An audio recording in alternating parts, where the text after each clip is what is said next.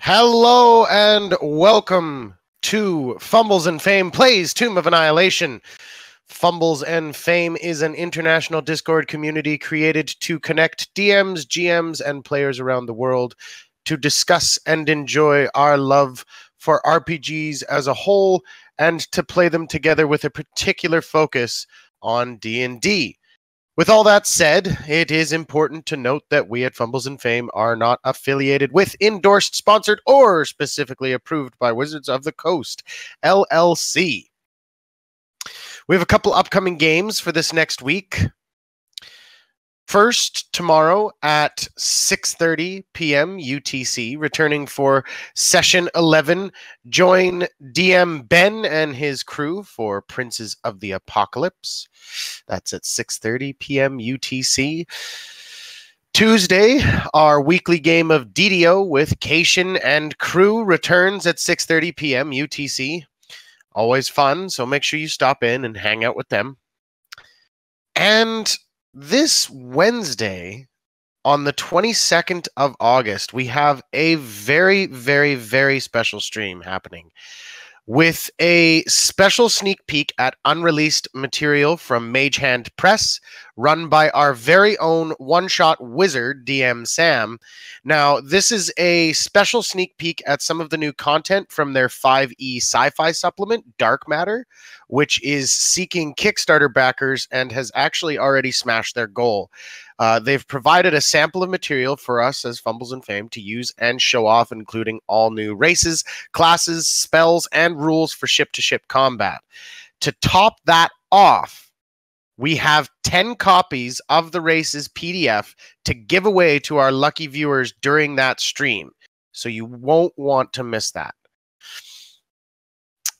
On August 24th, that's this Friday, at 7 p.m. UTC, is Elemental Bane, a homebrew world of Erova, run by our DM Cation. Then on August 25th, which I believe is the Saturday, is an Evil campaign run by DM Hendrick at 7 p.m. UTC called Purple Winter. And we're still not sure if that's happening or not, but I'm just going by the last schedule that I saw. So stay tuned to the Twitter, peeps. That's all the games and announcements for this week. But you can keep up with all that info and plenty more, like how I just said, following us on Twitter, joining us on the Discord, and all that jazz. Finally, don't forget to utilize our loyalty system. For those on PC, when you hover your mouse over the bottom right corner of the video, you should see a small logo pop up. For those on mobile or tablet, just look for the little puzzle icon somewhere that allows you to get to the redemptions that you earn simply by watching.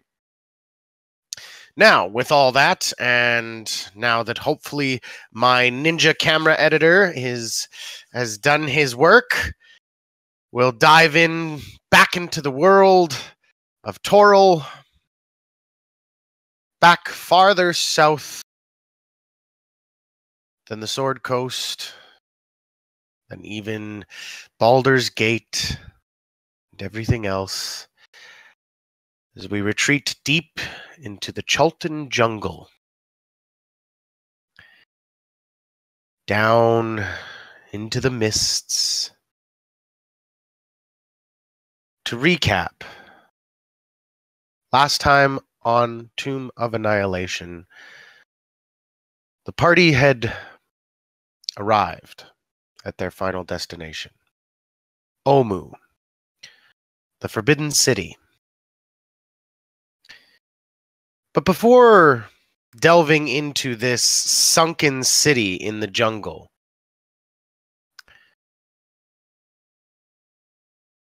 they had run into one of their friends, Cork the Turtle, who seemingly very happily had happened upon their trail once again, and who spent just a few moments reiterating the story of the 9 trickster gods and their relations to one another and their relations to Ubtao. And it was this very almost childlike tale of these animals kind of tricking this god and therefore obtaining power over the city.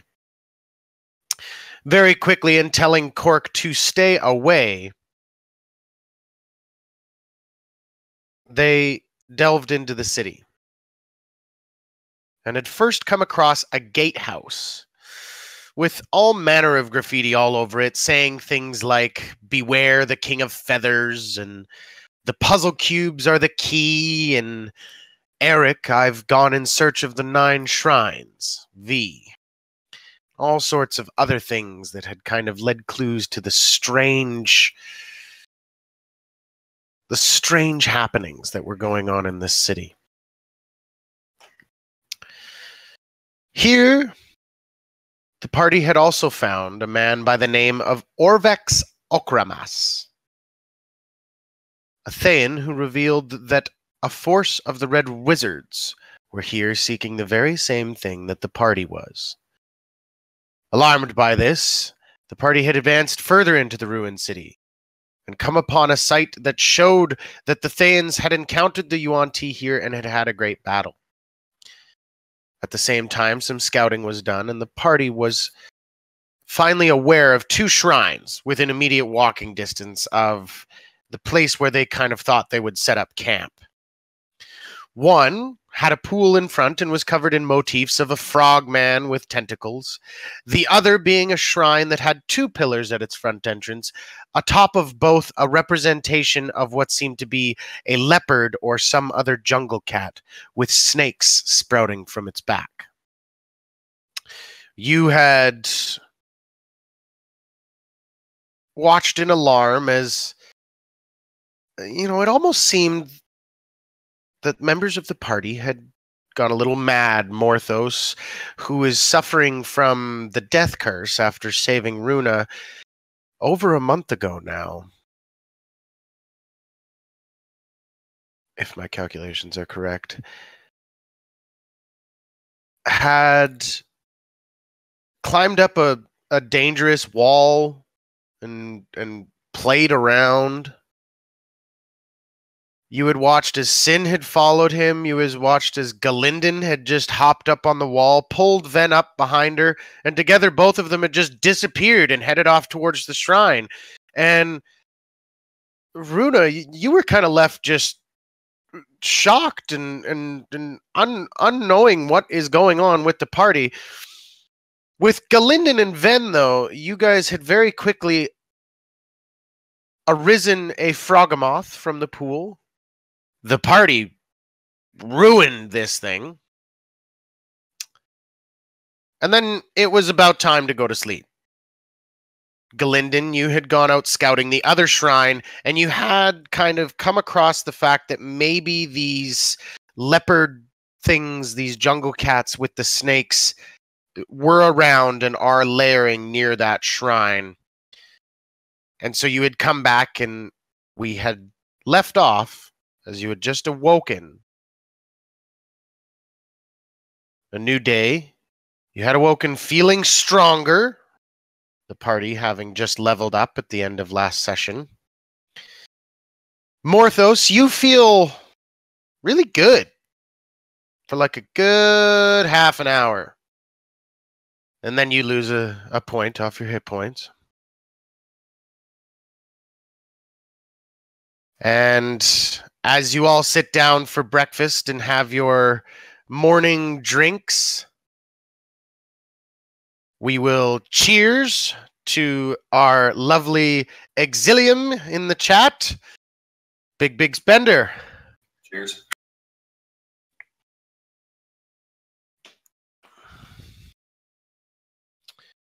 All right. Selenia seems to be sleeping in at the moment. She seems tired. And you all just kind of quietly let her rest. So, what do you guys do? Does anyone know where there's other shrines? I know there's that one near us, but have we seen any others? I saw some of the structures through Covin's eyes. They are in this direction, and I point out. They all looked pretty much the same size, right?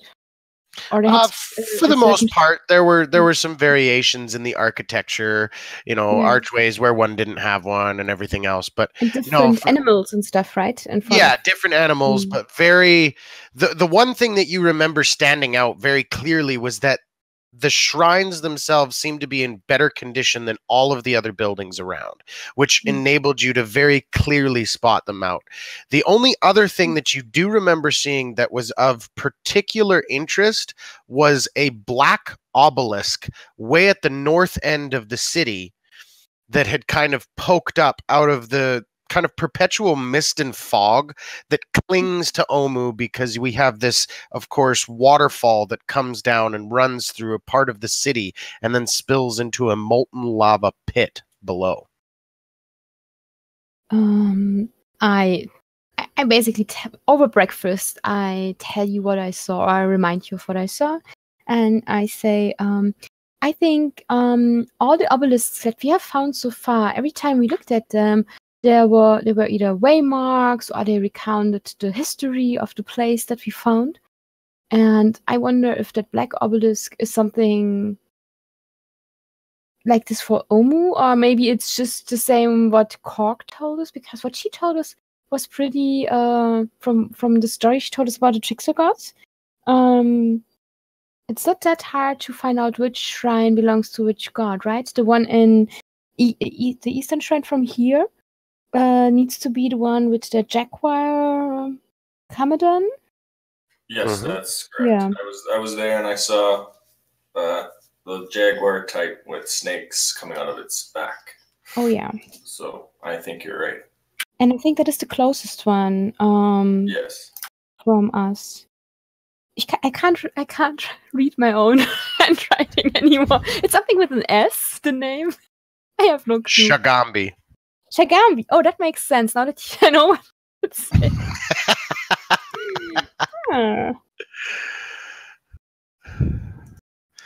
Oh, yeah. There's one thing Tomb of Annihilation knows how to do. It's challenge a player's notes. Oh, yes. All those weird names. Especially poor Runa, who, English isn't her first language.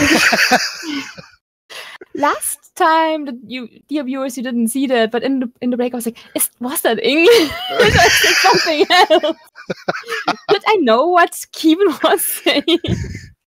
And I was so relieved when you said, no, those are weird names. He didn't understand that either. And I was like, good then. Okay. Yeah, and then from there, Runa, you remember that the closest shrines to you guys from the point you are now, which, if you remember, when you are looking at your player maps, it is down in the southwest corner, and it's the kind of largest walled compound just off the road. And then you can see off to the left of that, the pool that is the one where you fought the Frogamoth, where you have now come to know as Kubazan's shrine. And you actually do have Kubazan's puzzle cube as well. Who is in possession of that, I should ask? Me. Okay. Yeah, when I think... Having retrieved it very cleverly with the use of Mage Hand. Cleverly enough. We don't mention the fact that you set off a poison trap. It didn't hurt me. The viewers got to go back and watch it.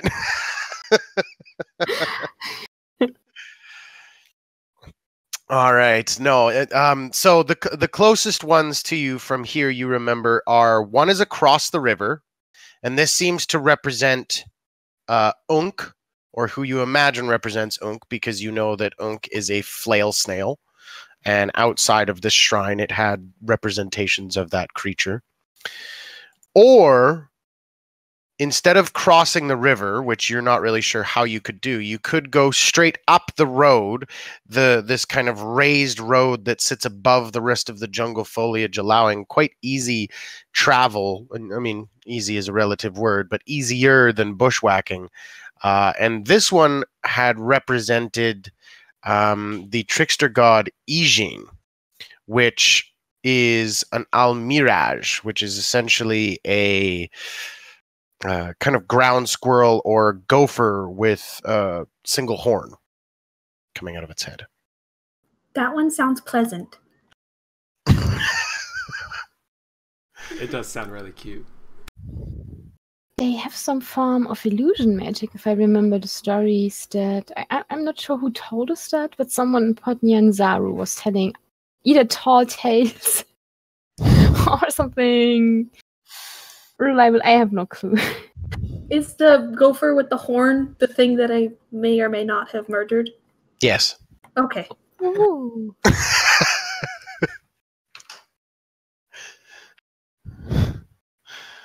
And by may or may not, we mean may. Definitely did not. Nope. All right. But Shagambi is the closest from where we are right now. Shagambi is the closest, but Galinden has confirmed that there is the presence of what you imagine would be Commodon. Yeah. And you have not encountered these creatures yet, so you kind of... There is that little bit of kind of uncertainty of what you would encounter there. And Selenia is still sleeping, so maybe we should avoid obvious danger. Should we take the cute one? I mean, it sounds pretty harmless. Can any of us see They're all through trickster illusions? gods. They all trick these Omuans, so I think that they're more than they seem. So caution for all of them, whether they're fluffy or not. Lo and behold, the fluffies are the most dangerous. In most stories, yes. You ever see a rabbit inside a dungeon? I've never been in many dungeons, to be honest. In the story that Cork told us, the Almiraj was the one that reached into the pot, right? And did something to it when that was prepared. If you recall, get my notes out here. Have we pinned that to the... It's a very long, complicated story. The Almiraj's miraculousness in the pot, which she saw as a virtue. Okay. Yes. Okay. And Zorbo and the Almiraj became terrible enemies. Maybe we steal the Zorbo from one shrine and dangle it in front of the Almiraj and let them have a go at each other while we take the puzzle boxes or whatever those things are. Cubes. Only one way to find that out, though, is to go to these shrines. So, I mean, yeah, this one's I'm ready. Like 2 minutes away, and Selenia can probably still sleep, and we can figure it out. And if it's too much, we just come back to her. You mean the Shrine of Ijing, right? Of the Almiraj. The one I was at this morning, just across the one with the Shagambi. Yeah. Okay. I mean, we are fresh, I say, and crack my knuckles and fasten the shield straps. I'm ready to go if you are. Morthos, are you up for this? Oh yeah, just hopefully I don't have another spout of phlegm or whatever. Black. You got a little bit on your mouth there. Just gotta wipe it off a little bit. Yeah, there, you got it. There you go. As soon as you say that, not about 2 minutes later, Morthos, a wave of it just kind of pours over you. And you just kind of excuse yourself and go off into the corner and you kind of hurl up. But as you're kind of hurling, and it's this really gross fact that you're using your vomit to kind of move the dirt and dust off of an object that has covered it for so long. So you're kind of almost pseudo cleaning it with your throw up. And it's weird because it's this like glimmering red liquid peeking out of this kind of blackish red bile that has kind of covered it now. I may have asked this last time, but is it blood? Like, is the red in it blood? Yeah. Yeah, it is. Ew. Oh, I bet that's the worst smelling blood Ben's ever smelled. Probably, yeah. Ben gags a little and like walks away. So you're saying there's like press something in the ground, or is it Yeah, just like something that was kind of buried under the foliage. None of you had really overly investigated where you were resting, and so you had just kind of So I guess he's just gonna summon his rapier, just like prod at it, just like without like grabbing into it. Poking it out and everything else. With this kind of horrible, just squelching sound, this flask kind of pops itself out of the moistened, bile-soaked ground and kind of rolls out, and you kind of poke it out further onto the stone, and it seems to just be a potion flask, and you actually you reach down and with, very daintily with the 2 fingers kind of pick it up, and it kind of swings down and swings, and you kind of pull out a kerchief or something and wipe it off a little bit, and hey dear, let me do shimmers that. just like a I health precipitate it clean because this is just okay, just and it's gone off of the thing. Now very clearly you can see that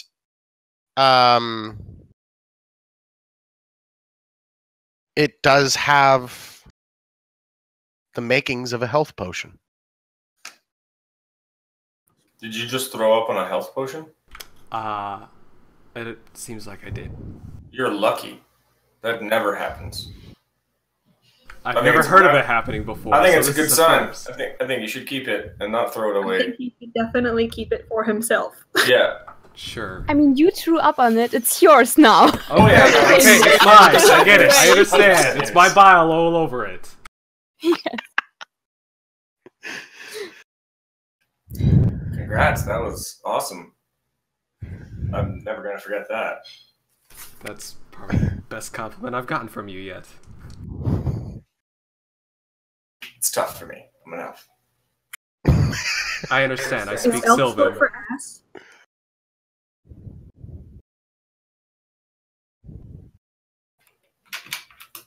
I said, is elf short for ass? No, it's short for Elven. Never mind. Did I miss Later, something? fine. I can't get a joke. I'm just confused. You're telling a joke? I never found you funny, so I was confused. I find you funny. Everything about you. It's hilarious. Wow. Good morning, Ven.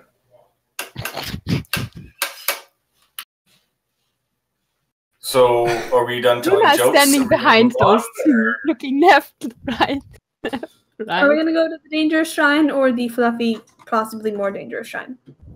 Well, either way, we're Also, entering the danger should zone. someone babysit Selenia? I mean, she has her mount, right? That can take Does care it of her. stay around and conscious when she's asleep? Doesn't it? I don't know. Allow I mean, me to Corbin shed does, some I light say, on and this. pat him. And he is a superior being. I don't know, but I would say let's go to the nearest shrine, who Yes, is it also the stays. most dangerous one, because now we are still fresh, and we So- can just start with the most difficult task of the day. That's fair. Soraya is there. Mhm. Selenia is kind of laying on Soraya. By the way, viewers, you'll notice that our lovely Selenia has some new updated art, and she looks gorgeous. I would like to say to Soraya in Celestial, please stay here and take care of your mistress. We go over, and I describe the way. As soon as she wakes up, please take her to us. The raptor's eye kind of has that kind of lower layer that just slowly kind of slides back, revealing the golden iris of this animal. And you see just the side of its mouth just open ever so slightly to reveal the long rose-like teeth. And then it just kind of goes back to sleep. And you're like, Kate? I take this as a yes, I say to Corbin. What do you say? Yeah? Let's go. Corvin just kind of gives you a loving peck on the cheek. Yeah, you do most. Yeah. Ravens are, of course, more superior to raptors. Of course, I say it in He Celestial just Trim. kind of, Sure. does one of these with his claws just to be like, yep. I mean, you can fly. And then I leave the room. Okay, so everybody is intent on heading to the shrine right away? Yeah, Yeah. I guess that's fine. so. Yeah. Okay. Or should maybe someone else try and throwing up and finding stuff in this ruin? I'm good. You said we have not really looked at it. Maybe there is No, more I hidden mean, in our base. you had done a general investigation of the outside, but when it came to the Okay. kind of interior houses of the villa, you hadn't necessarily done individual I investigations. see. Mostly by the time you had fought the Frogamoth and got back, you were tired, and it was just find a place to hole up and be away from everything. You That's were the looking new for code for puking. you were looking for danger, not potions. Investigation. Alright Well, then. we can look around when we come back. Yep, I'm down for that. I can Okay. lead as well. I'll take the scouty away and like go above them if I can. But if not, I'll just kind of stick to the shadows and scout ahead. Okay, as you guys all kind of at first initially come outside, you are greeted by a beautiful golden sun. It is clear out. Looks like it's going to stay that way. Perfectly blue skies. No cloud in sight. And you begin spreading out and picking your way towards this shrine. Now, which way are you approaching it? You can approach it directly from the side, which would be the western side. You can approach it from the back, which would be the northern side of the shrine, or you can approach it from the front, which would be the southern side of the shrine. Galinden, when you were scouting last night, you know that those Commodons, if that is indeed what they were around the northern side of the shrine. I think that they're nesting maybe near the north side because that's where they all seem to frequent. Perhaps we just take the front entrance and go through the south. I could check that out, I say, and send Corvin up in the air to look through his eyes to see if there are those creatures at the north. Okay. Again, very common like you guys now watch as Runa's eyes cloud over. Whoever so wishes can just very quickly have her next to her as she kind of disappears into her bird. Then you take on that responsibility. And you wing over Shagambi's shrine once again, Runa. Now, you have seen this once before, but you see the ruined shrine standing at the heart of a walled compound. It's circular in nature.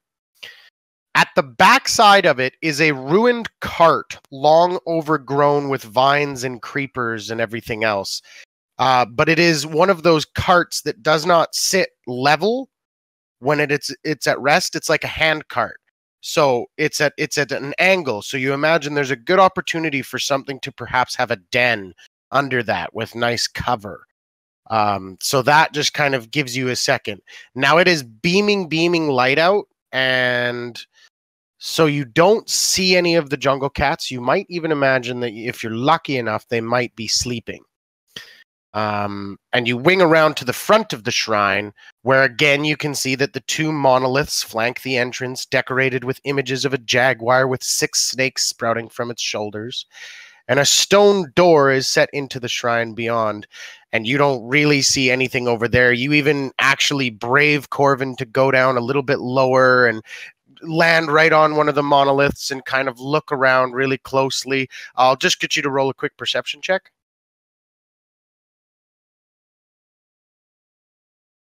That is 19. 19. Mhm. Okay, with that 19, looking around, looking for danger, looking for these Commodons about, you're quite confident that you guys could just walk in the front door. I narrate because I started to do that ever since I started to use Corvin like that, and I tell them about the card and about the possible den, and that the coast seems to be clear for right now. And then I call Corvin back to me and return my sight to myself. Okay.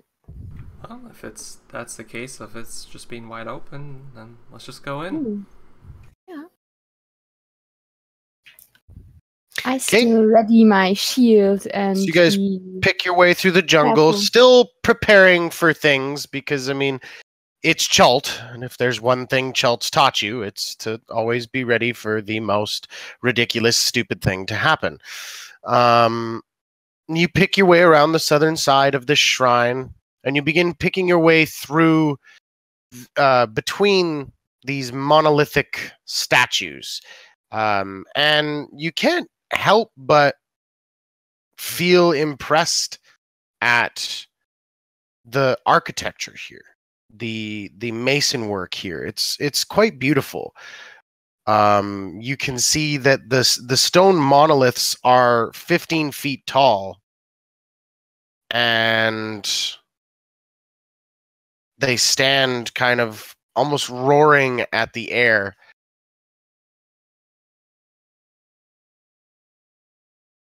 They're covered in vines, so you're not sure if there's anything underneath them or around them. You know what I'm saying? You'd have to like pull the vines off to see if there was any writing or something underneath, but you can continue on if you so wish. Morthos will probably go ahead and try to see if there's any writing that he can see. Okay, Morthos, as you do the writing and as you... Just in case it jumps out at him. Yep, and as you do my ninja edits, you do eventually uncover something. And at first, it's nothing. It is just shapes and the familiar cuneiform script of Omu. But very easily, your eyes of the Rune Keeper, eventually those Omu and shapes shift and move into common or whichever language you find you like to read the best. And it says, Shagambi teaches us to fight evil with honor. I'll relay that to the party. And then below that, as you kind of pull more off, you can see that there are reliefs that show Shagambi overseeing Chultan warriors as they train with spears and swords.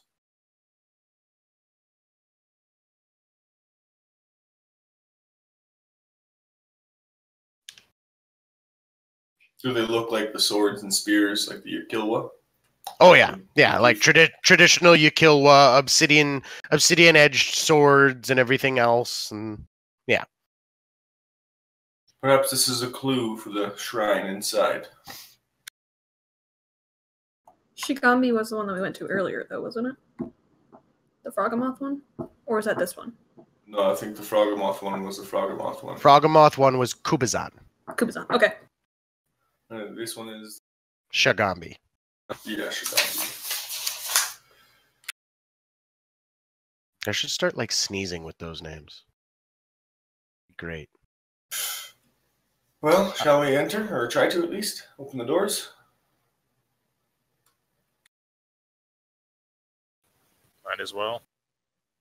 Okay. Steps descend into a 15-foot high, moss-covered room.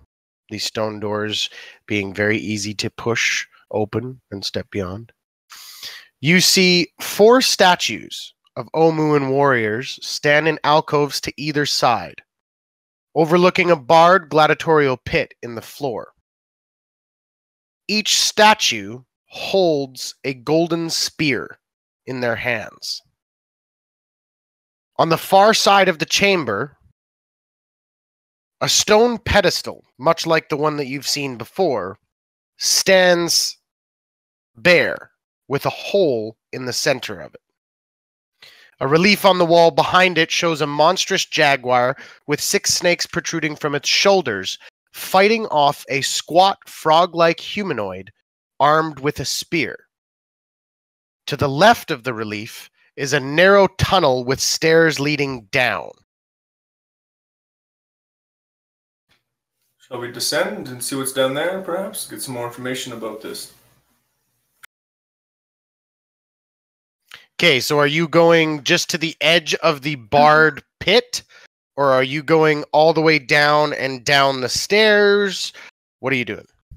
Quick question. You said there was not a pedestal that was empty and there was a hole. Does it look like the pedestal in the other shrine where we found that cube? Does it look like someone has taken it away already? It kind of does, yeah. It kind of seems like that. Kind of seems like somebody has already been here.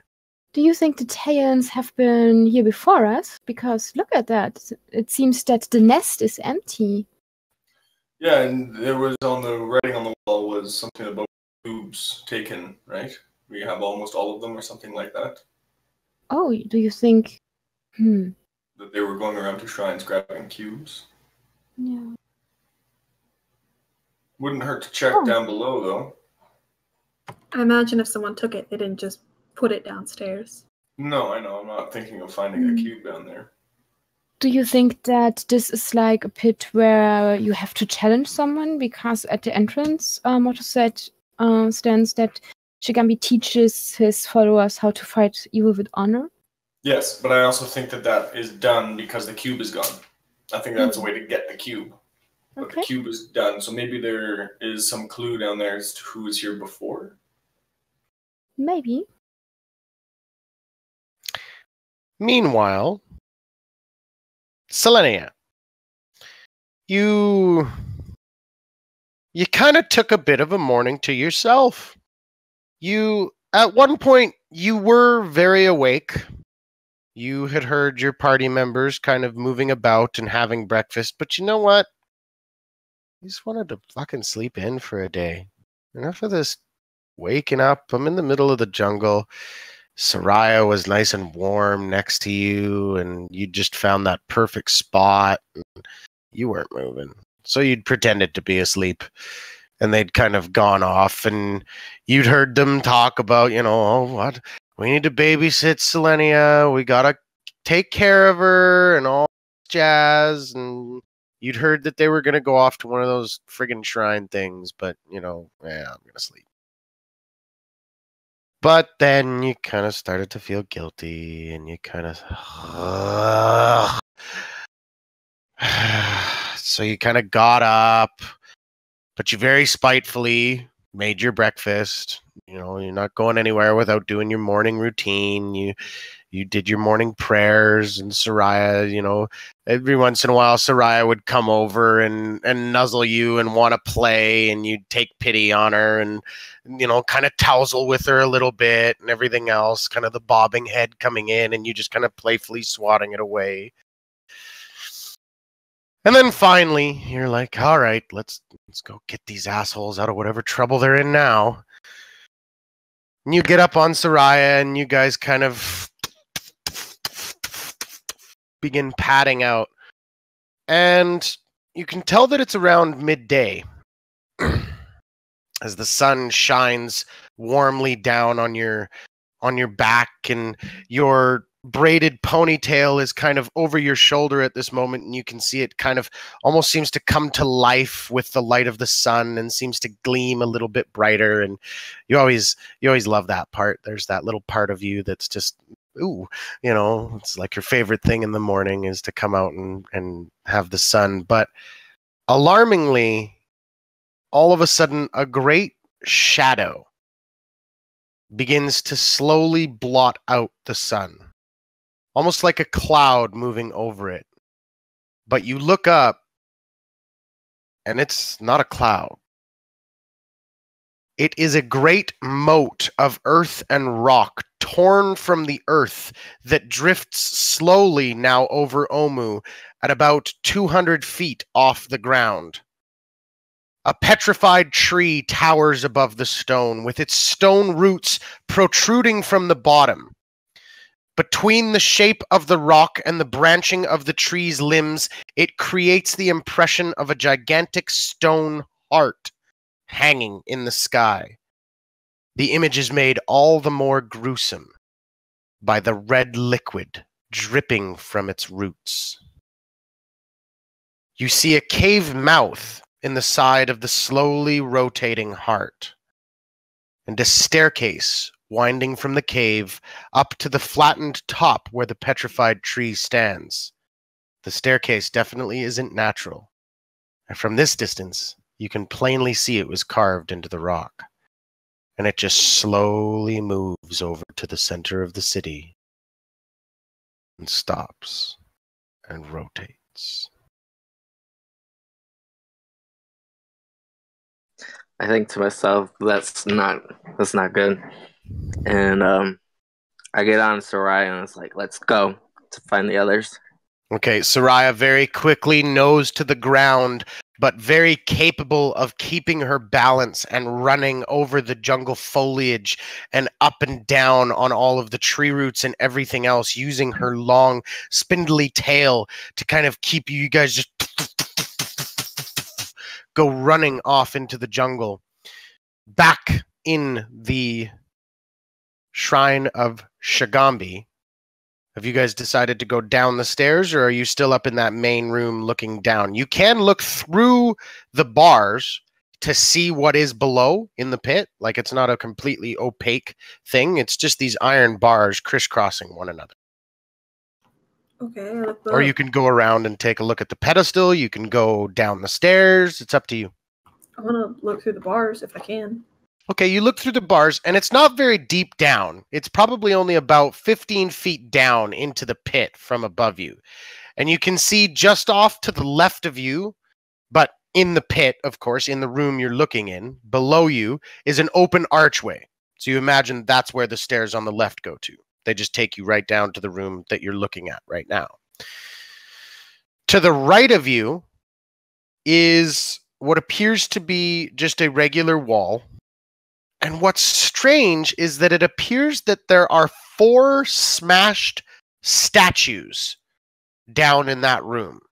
Bits of rubble and bits of their body parts and everything else kind of lay smashed about.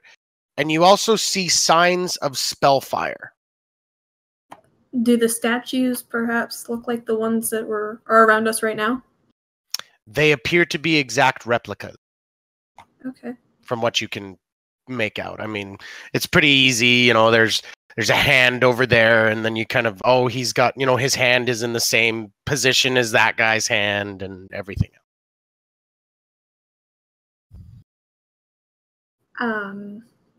It looks like somebody fought some statues below. So there's that. Maybe disturbing the cube released the statues, but they dispelled the statues, so they were able to leave. Possibly. They're spell fire, though. I don't think they dispelled. I think they more dispatched. That's the word I was looking for. Okay, fair enough. Common isn't my first language.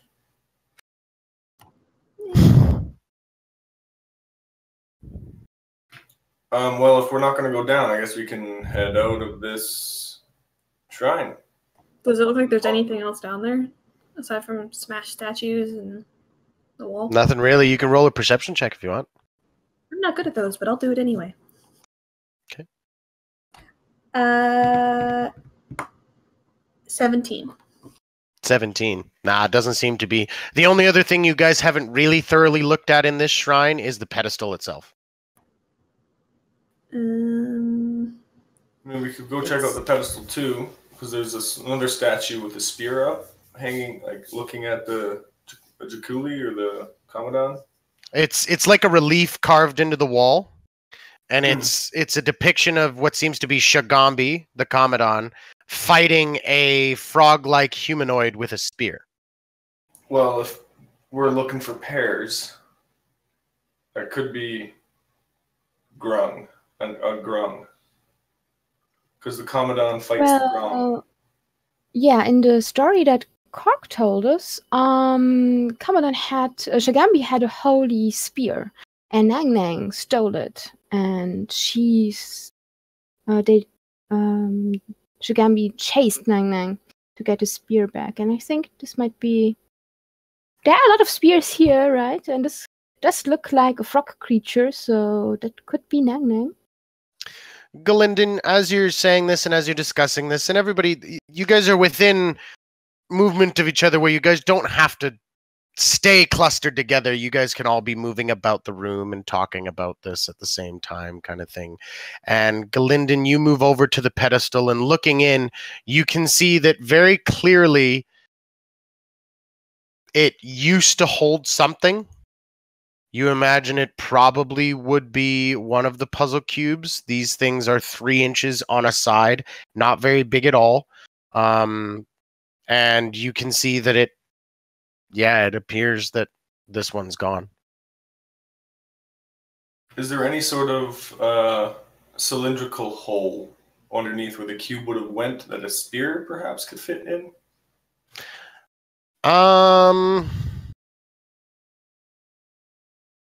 The spear, it would be way too small for the hole. The hole itself is probably about 4 or 5 inches in diameter. So it wouldn't fit firm. And if you were to think that maybe it's like recessed so that it goes into a thinner one, you even kind of stick your long elven fingers in and kind of reach around, and no, there's nothing there. It would have just been a holder for the cube. Okay. Yeah, I think the cube is gone, everyone. I think someone came in and dealt with this puzzle of the shrine, and I don't know if we need to be here much anymore, because we could find those Thayans and take their cubes from them or work with them. I'm not sure. It all depends, but we'll probably move on to the next shrine at the very least. All right. Onward. Okay, so you guys move out of the shrine, and it seems some cloud cover has come in. It's rather dark. It's like something is blotting out the sun, and you all kind of give a glance up, and you kind of got to do a double take. It's like, what the? And you see the very same thing, just as you hear this kind of low growl and this kind of and coming out of the jungle yet again is Soraya. You can see she's got a little bit of a wide look in her eyes, and she, Selenia, you very just quickly give this look about and look at all, and you kind of 1, 2, 3, 4, 5. Okay. I look up at the heart of Uptau that we by now know is the flying fortress of Valindra, and I say, "Oh, look! Good news, everyone! The second lich has arrived, it seems." Just Joy. what we needed. Yes. Huh. How what do you high think is is it? dropping down from that thing? It's about 200 feet. There are some kind of roots and vines that trail down.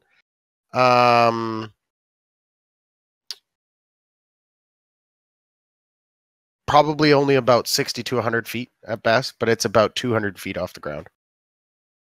That's too close. Are we killing a lich today? Is that what I'm hearing? I don't think so. Valindra was one of the leaders of the Arcane Brotherhood when they had a sour name, so she'd probably be way more powerful than how we are right now. I'd say if we do run into her, we be very cautious. Oh yeah, and Oryx told us that she is aligned in cohorts with the Thayans, so. Would it be right to believe that if she were to go on her front porch, she could see us?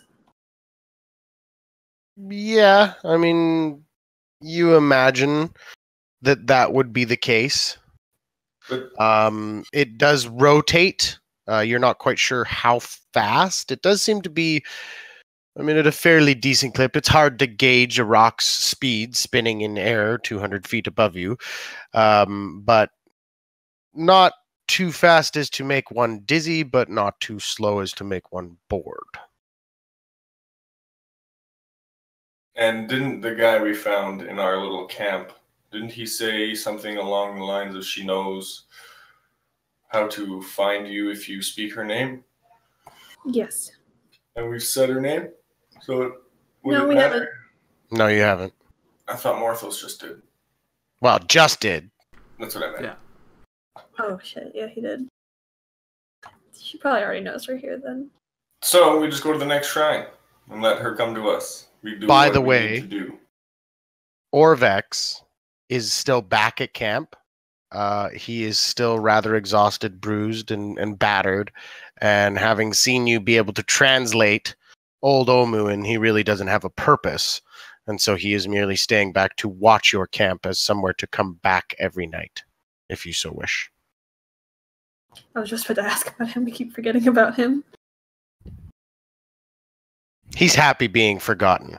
You kind of scare him. You're all weird people. We are not used to NPCs sticking around. Normally they do an artist and just disappear on us, right? Artis is a complicated man. Orvex, not so much. Well, to the fluffy cuddly shrine? Yeah. You guys didn't find anything down there? Just A A lot of missing rocks. cube. Someone was here before us and has already gotten the cube. Oh, shit. Before we leave, I'm gonna... Hey, come out. I'm gonna run back inside and see if, the pedestal... I'm gonna try and, see if there's dust on it. I want to see how recently the cube has been removed. Okay.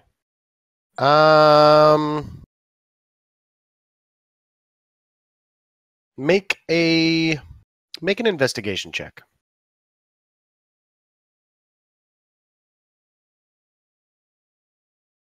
$14. Within the last couple of days, it's Oh, been shit. disturbed. Okay. Like I said, run back out and tell everybody we might want to pick up the pace. This has been very recent, within a couple days. You got it. Next shrine. All right, so you guys begin picking your way up the road. About an hour passes until something kind of stands out to you on the left side. It is not a shrine. However, it does catch your eye, and it does so because you can see that amid the ruins in the left seems to be an abandoned campsite.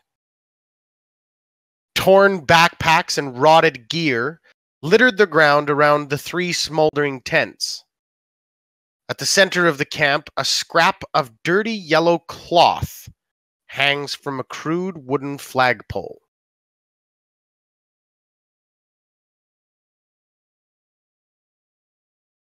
Does that mean anything to any of you or to us?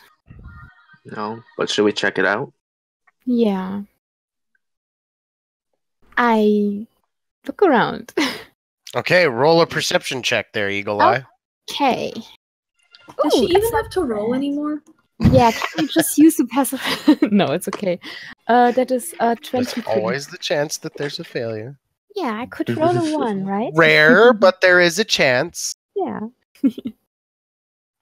Runa, you Mhm. find underneath one of the rotten backpacks that letter. Oh dear. If you want, I can read it. Oh, that would be amazing if you could, because I'm not seeing so good today. Okay. It says, Rue. Devlin has a lead on the Eye of Zaltek. The old goat found an obelisk to the north that marks the entrance to the tomb of the 9 gods. The eye must be within. But the door is magically locked. We think the secret to opening it lies in the holy shrines. We are headed into the shrines to check them out. God's willing, we'll be back tonight. Raznisi's serpent people are on the prowl, so be careful. If you get into trouble, sound the swan horn twice, and we'll come running. for the Yellow Banner, Lord Brixton.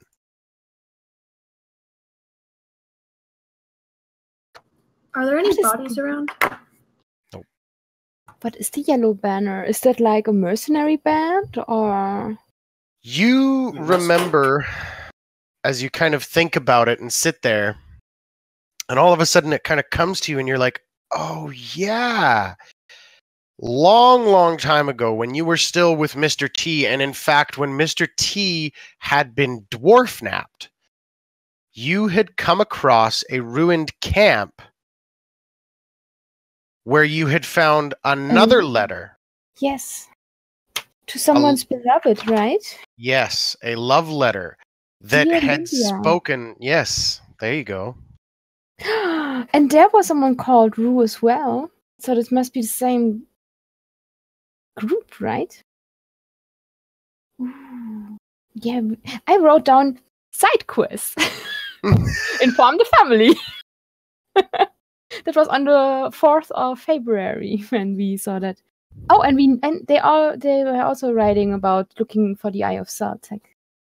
And there was a ruby, a dagger-like something. I wrote something down with ruby and dagger-like.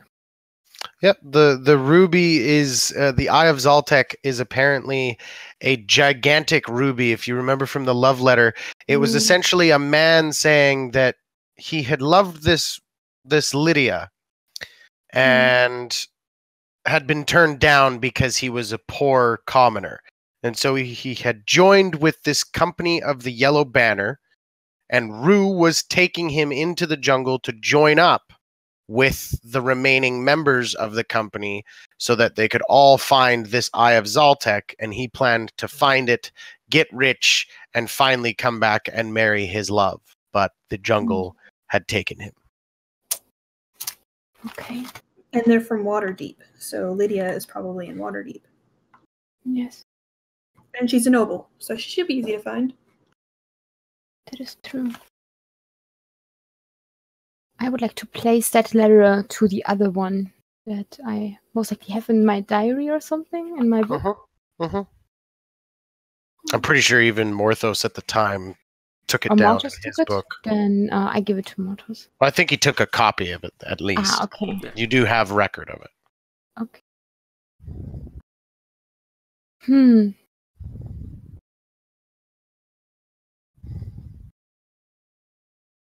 So now you do know that apparently the entrance to a tomb below Omu exists, which you know the Soulmonger lies below Omu. Did not Orvex told us that the Thayans were also going into the shrines to find those puzzle cubes in order to open the tomb because it is closed, right? So it's just everyone basically is running around here going into the shrines because they want to get into the tomb for different reasons, right? Sounds like we're gonna have to fight some people and get their cubes. I mean, the yellow the yellow banner, they don't sound too bad. I mean, I don't care about that ruby. Maybe we could team, but although they don't look very, I mean, we look don't at know. those abandoned camps. They don't seem to be very successful in what they're doing, right? We also don't know what type of power this, Eye of Zoltek is. It could be something very powerful that we don't want them to have a hold of. Bruna goes pensive in thought for a minute. I think I'm back. Yes. So, suddenly just decided to, no, done for the day. Bye. Well, also not to mention that there's the Yuan T supposedly around, which we haven't really come across yet. So Don't jinx us, please. Glendon, what do your elven eyes see? Galindon kind of... You guys are like, Galindon? Where the fuck? God damn it. When he does that. I'm going to put him on a leash. Do you think that is acceptable? I asked Ben. No, I think but a bell is I more do like humane. it. We could put a bell on him. Yes, good idea. He would rip it off the first second he could. It would What? Sorry, yeah, I'm here. We need to put it somewhere where he can't reach. Sorry. I was listening, but I was away. So, Glendon, have you seen any UNT tracks? Funnily enough, I have not. Right, DM? Yes, you have not. No, I haven't seen it. The only this early on. the only tracks you guys have all seen together were in that place where UNT had died. But that was pretty much it.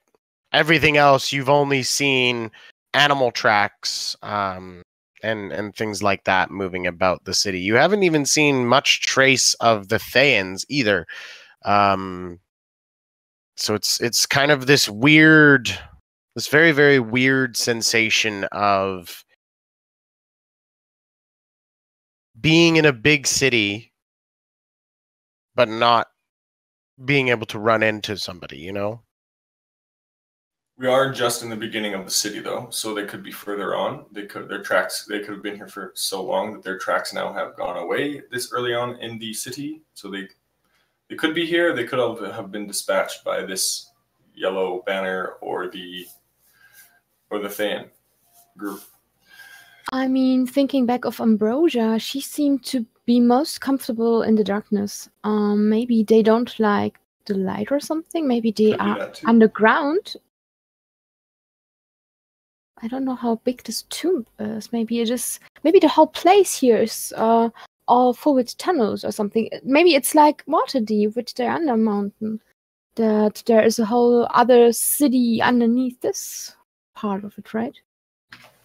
Yeah, there could be a city. Like we know that the door is to the north, or that there is a dungeon to the north with the Tomb of the Nine Gods. I had a theory about that. If we're waiting for these cubes, why don't we wait at the door? Oh, you mean we just sit there and put a trap out for them and wait for them to bring it to us? It Yeah, could be what days, makes... but like I look at you with new appreciation and say, I really like how you think. let them do all the legwork. What would give them cause to give us the cubes? Why wouldn't they just take our one? Because they spring the ambush and we take them after they're dead. We have no idea. Okay, so we're just gonna kill. Okay. Okay. Yeah, that makes. You have a problem with killing things now? This is when we need to kill I've things. never wanted to kill anything, and why are we just gonna kill them because we want something that they want, that they have? Well, I mean, That's we can give them very an wrong. ultimatum. They're Thayan. You Not good. they're not all Thayan. Well, we kill the Thayans because they're bad. Hey, Or no, yellow Vex banners. or Tex or whatever it is. He's not bad. He's just watching our camp for us like a nice dude. Why are we Right, but he's gonna? not Thayan. But he told us He was about hired. how He was a harsh Thayan his slave. masters are, right? He's a slave, so. Yeah, But maybe we can look who ends up living through the ordeal, and we Well, can I'm sure talk first. the team with the Lich will probably live, and she'll come to the opening of the shrine. So we'll probably fight. What's her So- name? V. Counting us, there's 4 or 5 factions that play right now in Omu. So Hey guys, I have an idea. Yes, I think you're right. Do we really need those puzzle cubes to open the door? I would assume if everybody else has been looking for them, we do. Plus, this letter just said that they went to the obelisk first and then went to go get the cubes. So I assume that they're necessary. By the might of Holy Calimbor, I have been blessed and I can shape stone. Maybe we can look what the side of the door looks like. Sometimes you don't have to go through a door. You can just make a breach beside it and walk walls in there, while everyone else is looking for cubes. Holy shit. We still have those magic paints. You are right! Send Go to the obelisk! I mean, it also, if it is any merit, there was that graffiti that says the red one is the key. That could either mean my father or myself, but I guess we'll just have to wait and see. Conceited much. Oh, wow. Coming from you, then? Really? Really? I said, Okay. hey, look, he's red. And everybody was like, oh, it must not be Morthos. So screw you all. I stand there looking at you and say, I'm standing in the middle of the road in the sunshine, but there's so much shade being thrown around here. Guys, what's going on? We can't be divided here in the city. It's really salty in my mouth right now. Lots of salt going on. I'm going to start walking towards the obelisk while I flip them off. Are the colors still working? Are they still, I don't know, fresh? Did they dry up? Or I look at Zin. Do you think you could do that trick again with the door? A very basic door. Or maybe we could just draw cubes. Yeah. Should we first check out that door before we try to solve riddles that other people have already done? I pointed at the shrine and maybe failed at doing. Maybe we should just cut to chase, right? Well, the obelisk points to the door. We don't know exactly where the door is, do we? We know it's in the north. You know there is an entrance by the obelisk. Okay, so we should go to the obelisk, figure out where the entrance is, and then go to the entrance. Yeah. Let's look at the obelisk, and then let's go to the door and try to get in with our special means. And if that is not working, we can still do the shrines or find the people who did the shrines and get their cubes either by diplomacy, I say, and pat my mace. I'm down for all of that. So to the obelisk then. To the obelisk. All right, I'll dip forward and I'll scout ahead. Okay, roll a perception check for me, please.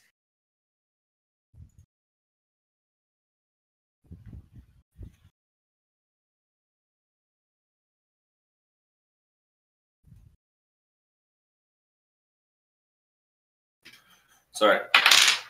Natural 18 plus perception is a 23. A 23. Okay, so you scout ahead, and as I describe things, just recall that you'll have seeing them first, and everybody else sees them after. So first, as you make your way up the roadway, on the right, you see Ijin's shrine, which is represented by, of course, the Almirage. Then, as you continue along down the roadway on your left, you see another large, overturned wagon that lies on the street ahead. Rotting flower petals litter the ground around it, and bees nest in its broken wheels, and a freshly cut garland of jungle flowers hangs from the wagon's tongue. And you get this kind of major scent of honey.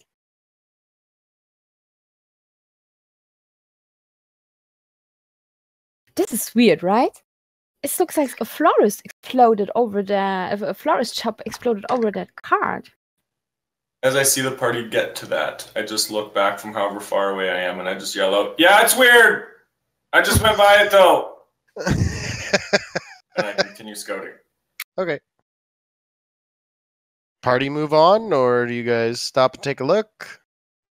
Take a look. How far away are we from the Almirage shrine? How far away are you from the Almirage shrine?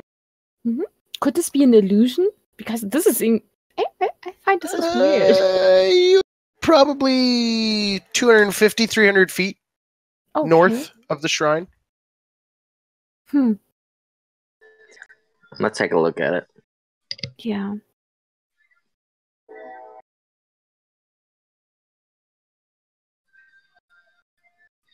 Guess most is there something to find it? Did he freeze? Did Kevin freeze? Yeah, he has not moved the muzzle. No, now he's moving. Hey, sorry guys. Yeah, I had a bit of problems for a second there. Okay. Did I miss anything? Because I couldn't hear shit for a second. We said Runa and Selene are gonna look. Okay. So you step closer to the wagon, and it smells even more and more of honey as you get closer and closer and closer and closer and closer. And then you see it, Runa. Sitting up on the wagon, its legs just kind of hanging off the side. It's another one of those small little chewingas. And he just kind of jumps up and runs down the side of the wagon. And as soon as you say, "Oh, look, Selenia and Morthos, you guys look," and Runa's just pointing at flowers. There was a Shwenga. They really like flowers, don't they? One of those little guys that helped us get up the stairs. How come you're the only one that can see them? Because I'm the only one who has not tomatoes on her eye.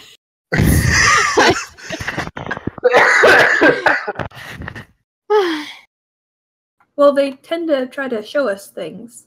Yeah. Do you see anything? Did he have It's flowers not in his hand?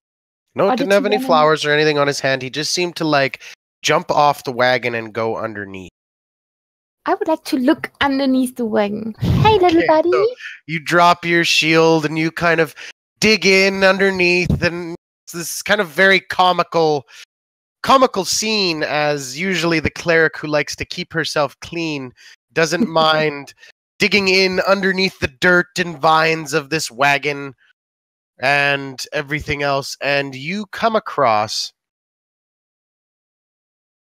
a moss-covered stone disc that lies half buried in the mud underneath the wagon. Concentric rings of inscriptions cover its surface, some written in common and others etched in jagged cuneiform. I think I found a Rosetta Stone. I grab that thing and get out of there. Okay, And you I pull clean yourself out myself up. and you brush it off, and as with being an anthropologist, there is a certain degree of archaeology that comes with it, and you know, as you say what you found, there is a small degree of excitement finding something this ancient, something this intact, and the make and everything else, and you begin to examine it, and you can see that it contains the same message written in both Common and Omuan.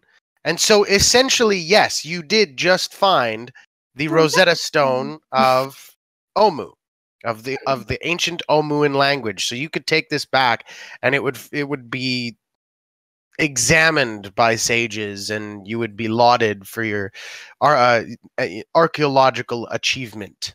And you read the Common writing, and of course it does say the same thing in Old Omuan, and thus you can even confirm that fact if you so wished. It reads, Queen Napaka proclaims that the free people of Omu fear nothing. Brave new gods protect us, as Ubtao did before, but does no longer. Omu will rise again, and Napaka shall claim all that is hers by right of conquest.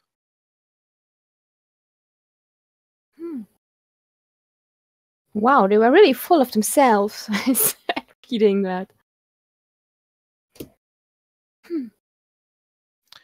Galinden, in the meantime, as you're picking your way up towards the arena area and towards the northern edge of the cliffs here, you quickly kind of move off near another one of the shrines that catches your eye.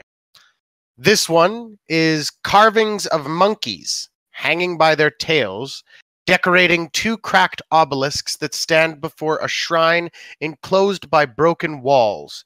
Past the obelisks is a courtyard filled with horsetails and aurum lilies. 5 archways open into darkness at the base of the ruin. Mounted above the central arch is a stone plaque bearing a cuneiform inscription. And you kind of just take note of that, and then you move over to the arena. And you don't really see anything apart from... You do see large tracks, large tri-toed clawed tracks that sink deep into the earth. And you've seen these tracks before. This is the track of a T-Rex. But you see no T-Rex around. That's up at the arena? Yeah, that's up at the arena-looking building up in the northwest corner. Okay. And... Go ahead. I want to go back to the walkway so that the party could see me if they're on the walkway too. Yep. they begin picking your way as both Runa and Morthos kind of heads down, holding the stone before them, kind of moving along and very intently discussing these things. You do I say to catch up Morthos, with Galinden. I would be even more excited about the stone if your eyes would not have made our job so much easier by being able to translate all of that ancient language just like that. Right, it is an interesting gift that I have. I'm glad it's come so useful. This must be... Yeah, it is very useful. No doubt. But would you like to have this one? Put it to your collection? I could take a copy of it or make a copy and make sure that gets back to Archmage Kashan. So Okay. you found it, so it's yours. Well, Shuinga wanted us to have this, right? It's too bad that you can't see them. They are so cute. If I can ever see them. But your eyes can just translate ancient writing, so maybe one can't just see everything. That's true. Didn't we all see a Chewinga at one point? I thought there was one point when we were climbing the steps that we all saw a glimpse of a Chewinga. You might have seen a glimpse of it, but not really sure what it was.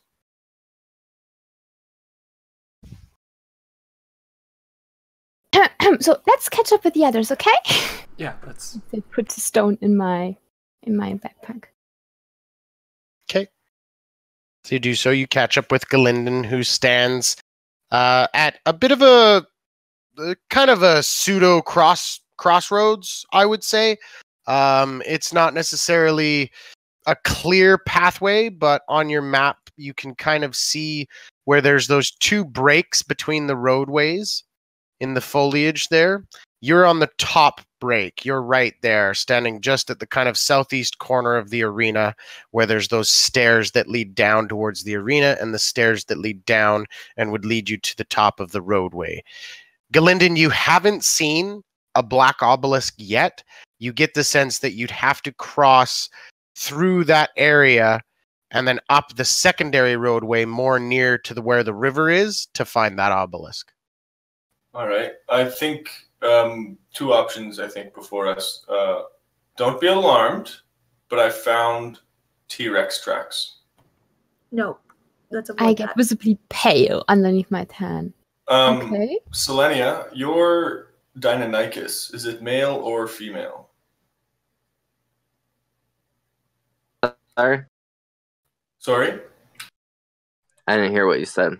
Is your Deinonychus, is it male or female? I think you asked me the gender. It's a female. Okay. I'm thinking that the T-Rex down there has others around, not other T-Rex, but other, I don't know. I just got an uneasy feeling down there. But do you think we should go down into that arena and search it further or move on? I'd rather follow gut feelings, and if that gut feeling says don't go down there, we don't go down there. I want to avoid T-Rexes at all costs. This one didn't look undead. Yes. I don't The care. tracks didn't look the same exactly as an undead T-Rex. Don't care.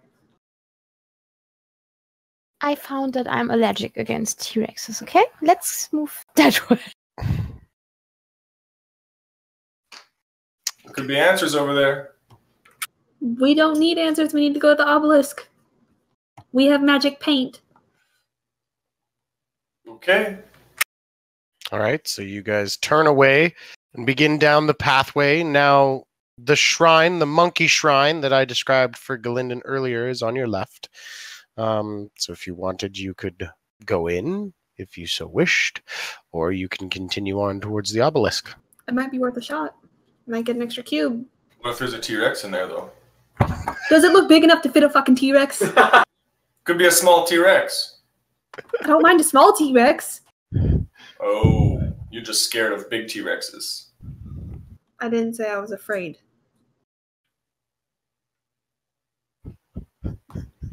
I'm not alarmed Okay. by their size, but their Yeah, move on. deadliness. Yeah, but so are you. For all of us. We're all deadly. I'm already half dead, so. Yeah, some so of me too. I don't I wanna sympathize. repeat But anyways, you're some more of us deadly now because you could almost die died at any or moment. did die to a T-Rex. So it's just a sore spot, okay? I was there. Yeah, I and you ran away understand. and hid in the trees. And I killed it. From the trees that I was hiding in. No, I mean while we were all, tore up about the fact that our one of our friends had died and the other one committed suicide, and you ran and hid in a tree and just was like, No. fuck them. Well, I mean, that's probably how it looks to you, but I mean, I deal with death my own way, and you deal with it your way. I live it. I deal with Yes, death by going to the obelisk, I Sin's say, and gonna trudge go on. that drink way and say you all can argue back there. I agree with Sin. So we can argue back here? I'm done arguing. I'm gonna go walking. Okay. You guys push past the shrine. Continue on with the slow rotating stone above you. Morthos, as you continue on, you immediately get the sense of being watched from that stone. You just... it gives you the creeps. You can't even really look at it. And then you continue on up the secondary road. Here now you can see on the right side of you, you see that a derelict market stands on the street corner ahead. Frayed cloth awnings hang in tatters above a broad alley lined with stalls, and you give it not a moment's other look. Just kind of saddens you to see the fall of what could have once been a very beautiful and amazing civilization.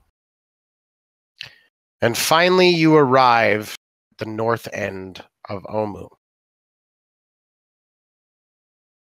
Near the base of the cliffs, a 15-foot tall obelisk of cracked stone is draped with vines and black moss. Behind it, you see a dark passageway obscured by withered creepers.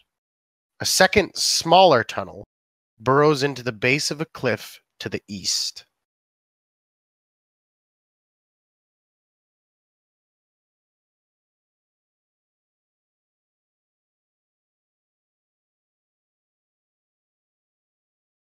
So what do you wish to do? I'm still moving towards that obelisk. Okay. Did you say, like, the obelisk itself was actually looking at... Like, Morthos got the feeling that it was the obelisk itself, or it was just a stone? No, the stone, the heart of Ubtao. Gotcha. Okay, so you approach the obelisk, Runa, and you see that there is a plaque on the obelisk, but you can't quite read it. It's masked by vines and everything else. Can I clean it up with prestidigitation in order to be able to read everything on it? You bet you. You blow it all away, and the plaque becomes visible before you, and I'll read it again. It says, "Fear the night.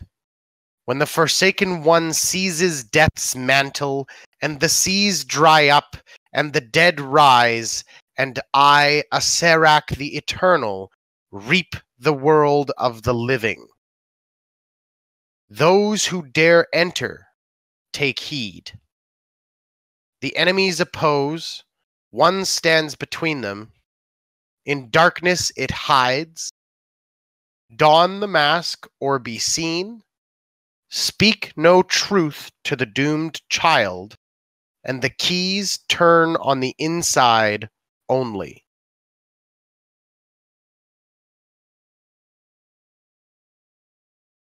I read it and I say to myself, I fucking hate liches. This is the weirdest welcome mat I ever saw. Hey guys, I found something. There is a plaque here in the obelisk. A little welcome from our host. Can you make heads or tails of this? It isn't common, so all of you can read it. It seems like the last half there is what to do once you're on the inside. How to get past the 9 trickster gods. Yeah, I wonder if the doomed child is the Atropod, the thing that has been fed by the soulmonger. Do we have any masks to cover our faces? No. Another one. Don the mask or be seen. Do you think there is a mask somewhere in the tomb? Perhaps, yeah. Perhaps we might find these masks and that we need to wear them. I hesitate to do anything that wild creature wants us to do. Could be leading us to a place, though. I mean, albeit a trap, but it could be a way through the tomb. To be fair, isn't this whole place a trap in its own way? Yes, Fair point. I agree with that, too. So I think that we should take every step with a heat of warning, but we need to be vigilant into what anything we come across to. Yeah, we can't trust anything here. Is this the only inscription on the obelisk? And it doesn't have like an arrow that says like tomb this way? No, unfortunately not. But you would imagine a good entrance for a tomb would be in the side of a cliff. Yeah. Would we be able to connect to the nearest cliff face, I guess, to us? Sure, and you do remember that there was a little bit of a dark passageway obscured by creepers, but you hadn't really kind of looked at it. You guys were more intent on just, absolutely looking at this stone. And you also remember that there is a small tunnel leading off to the right as well, into the east side of the cliff face. So you have those two options to check out as potential entrances to the tomb. Dark, scary tunnel first. I like dark, scary places. No further comment. But yeah, I think it's our best bet too. Okay. Who can see in the dark? I cast light on my shield. Now With we that all I can. can. So, tunnel to the east or tunnel to the north? East.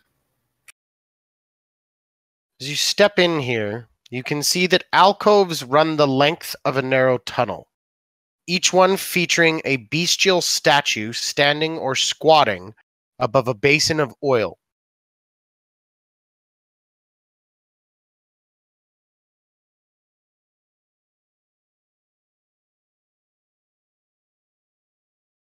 Can the oil be lit?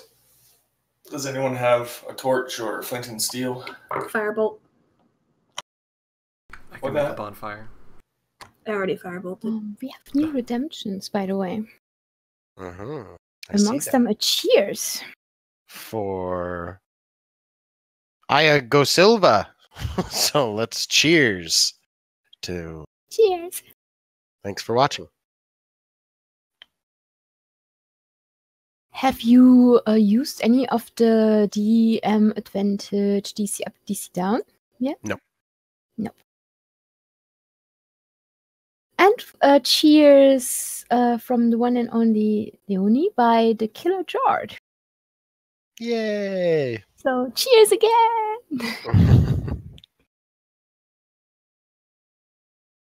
And with that, for the reminder to get drinks and everything else, you know what? Let's take a quick 5-10 minute break here. So we can all go to the bathroom and everything else. We'll be back in about 5-10 minutes, folks. Please stick around. It's just getting interesting. Who knows? They might get into the tomb today. See you in a bit, folks.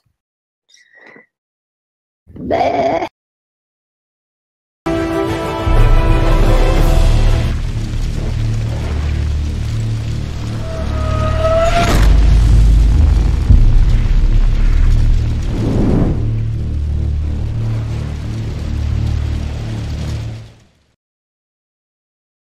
Hey, everyone, and welcome back.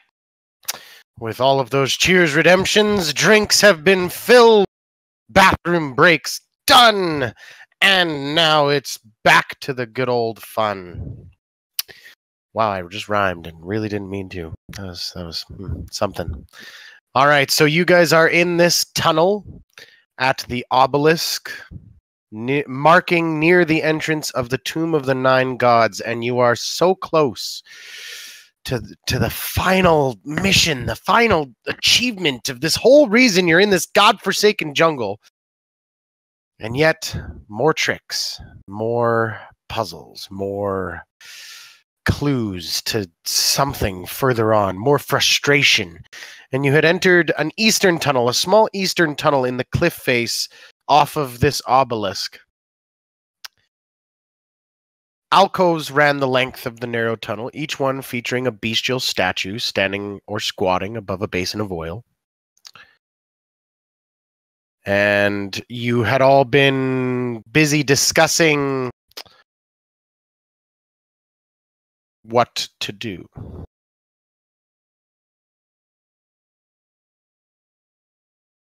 I mean, I know that some of you can see in the darkness. Would you like to go ahead and look what's in there? And those of us who can't, I look at Sin, because I think we are the only ones who can't see in the darkness. I You can't can hide it, but follow? you cast light, didn't you? I cast light on my shield, but I'm standing in the back of the party at the moment besides Sin. I'll So go if you want to ahead. go Are you ahead. saying I'm blind? No, but I'm saying that you and I are the only normal ones, which means that we can't see in darkness. Very Unless normal. we put on a light. I'm I'll pretty go ahead. normal. And I slap you on the shoulder playfully. Selenia, you're half angel. You're not normal. No offense. That is very normal, Morthos. You got orange. What I wanted to say is What you're does that all make me? Because I extra have demon blood in special. my veins. I look more human than you. Damn, Yes that's and no. racist.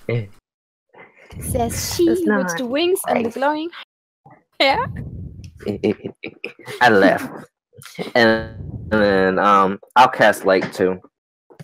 Since I'll Okay. walk in front. I can Everything see the is- door. I'm walking ahead in the dark. Screw that It's light. all lit up. You know what? In this narrow alcove, with the amount of light going on with Runa and Selenia, Oh, is it like super narrow? it's pretty narrow. Like, I mean, you Alright, guys. then I won't do it. Oh, you don't like one spotlight? Here, have two. Just be I just would- be cautious. The more light we produce, the more we'll be able to be noticed. I would like to hang a scarf or something over my shield to just diminish it a bit. Okay. So it's Okay. like a flashlight or something. I won't use that. I won't use my light. Okay. And we should probably refrain from less talking or whispering, just in case. Okay. I'm down for that. I sneak ahead. Sneaky, sneaky. I'm not sneaky at all. Sneaky. Okay, roll a stealth check there, sneaky.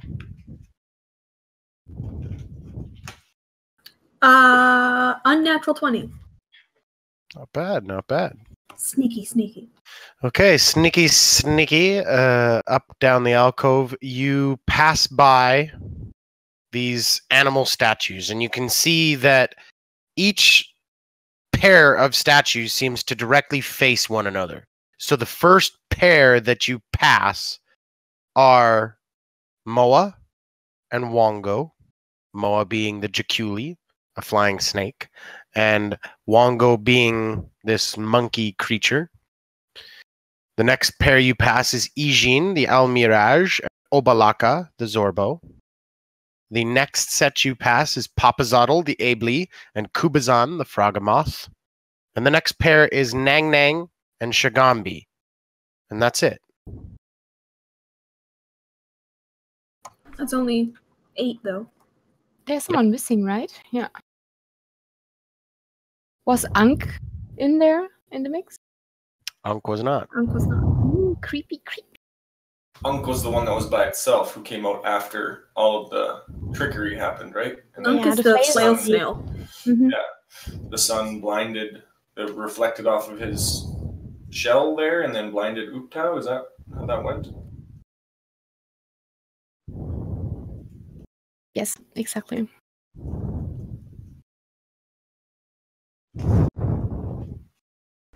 Is it the puzzle keys? Puzzle cubes that we need here? Well, try it. Ben, you've got one. Are there impressions to use the puzzle cubes anywhere? There is no impression to use the puzzle cubes, but you can kind of take the cube out if you so wish. I mean, I guess so. I'll pull it out. Okay, so you pull out the cube. As soon as you pull it out, the brazier in front of Kubazan lights by itself. Yeah, this is where we need to put the I cubes. put it back in my backpack.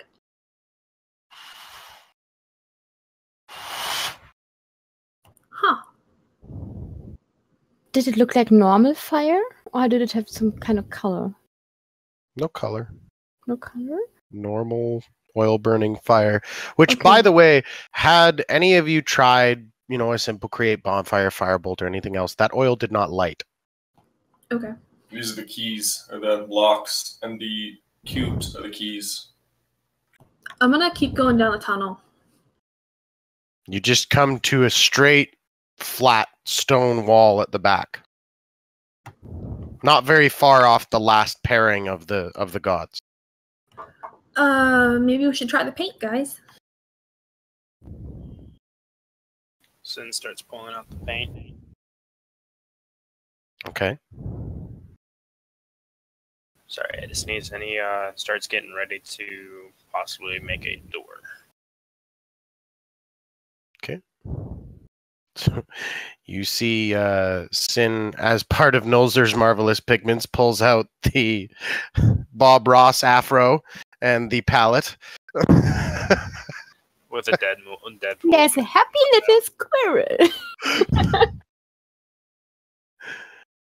Yeah, are you going to attempt to paint a door? Yes, sir. What do I need to roll? You don't need to roll anything because you watch, alarmed, that upon your first initial brushstroke, it is like it is the most porous stone on the face of the earth, and it just sucks the paint away, and there's nothing. And you kind of immediately stop, and you're like, whoa. So you've only used you haven't wasted any of your paint, is what I'm saying. You just kind of started doing it and went, whoa, that's not right. So there's no it's just a flat wall, right? Mm-hmm. I couldn't cast Dispel Magic on the wall, could I? You could try.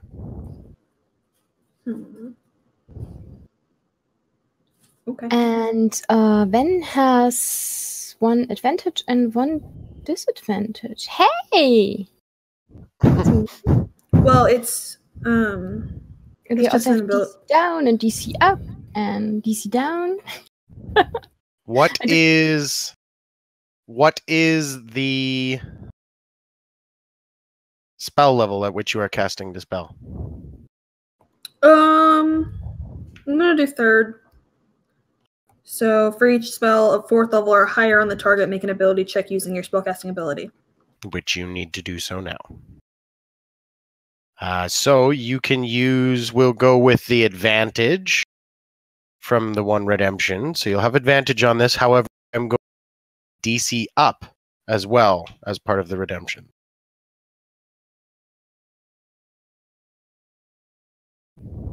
Okay. Oh, that's not good. 19. 19. Okay, you launch Dispel at this wall, and you do see, which is some degree of comfort, that the Dispel does kind of latch on for a second, kind of grabs on to something. So at least, you're like, okay, at least I didn't waste this on something mechanical. At least this is indeed something magical. But then you watch the Dispel dissipate and not have any effect. Is it just that the spell was too weak for the effect? You get the feeling, yeah. Okay. Well, I tried. So now do we stick with the plan of murdering everyone with their cubes? Well, If I paint them happy clouds, they'll want it and they'll get exchange. do you think if you and I would double up on the dispel magic, we could break the spell? Maybe. Would that make a difference if we both put our might in there? I mean, it might. I'm ignoring this. Alright. Looking at the wall. I'd give it a shot if you're willing to. Yeah, let's try this. I would like to do like a ritual, like that we do this together. And I would like to use a level 4 spell slot, I think. Okay, To fine. I use a dispel level 4 too. Yeah. Let's just double tag this. Okay, so Ven, you will have disadvantage on this roll. Okay. Runa, you'll be at regular. Mhm. However, both of you will have a lessened DC. Okay, and I give guidance to my friend. Okay. One thanks to Exilium, one thanks to Moth Banquet. What am I rolling? On So with you my spell are going modifier? to be rolling an ability check with your spellcasting modifier. All right then. 21 for me. I also got a 21. Hey, twinsies! Okay. 21. Mhm. As the kind of ritual-esque spells kind of swirl together, and together you kind of throw out this dispel magic, and you see it kind of hit the wall, and at first you think nothing's happened. And then you see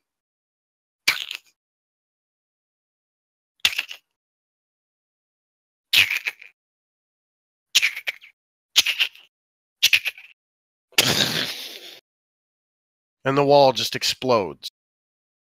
Behind it, as the dust settles and you kind of wave it out of the way, you see a 9th statue. Unk. There. Brazier in front. With a golden pendant around its neck. Does the pendant look like the pendant I have? It's shaped like an eye. Is it a ruby? It is not a ruby, no. Aw. I say, well, hello there, pretty boy. Look, my shield is just as glimmering as your shell. To the statue. And in fact, as the light kind of glances off the shell, you do see that there are small incrustations of gems in the back of this statue, so it does kind of lightly glimmer. It's almost a little bit like a disco ball in the back of this alcove. Oh, shiny. So is the pendant part of the statue, or is it just around the statue? It's just around the statue's neck. Okay. Should we take it, guys? Should check for traps We could first. check for magic, yeah, if it's trapped in some way. Okay. Can I make a Arcana check and look for magical means holding it down or about it? Sure. Roll an Arcana check. Anybody else wish to do any kind of sensing, divine sense? I would I like will. to just Magic. investigate. Okay, Oh. investigation from Runa, Mhm. Arcana from Selenia, and a divine sense from Selenia, which I think I already just called somebody else You Selenia. called me Selenia. I'm sorry, then. That's another 21 for investigation. I'm looking for, I don't know, tripwires, Okay. something. I'm looking for people Push. behind us to maybe catch us unawares as we're doing all this. So I'll. Okay, you're just bow kind of out. staying aware and everything else. Yeah. I got a Golden, 13. perfect. 13 for Arcana. Mine And would now be your religion, divine right? sense, Selenia, it's actually not a roll. You just let out this kind of aura. Now I believe it allows you to sense aberrations, celestials, fae, fiends within a mile of you, I think. Let me check. Correct me if I'm wrong. Where's it It has a at? crazy wide range for the paladin. Okay, it's a long ass paragraph. Thank you.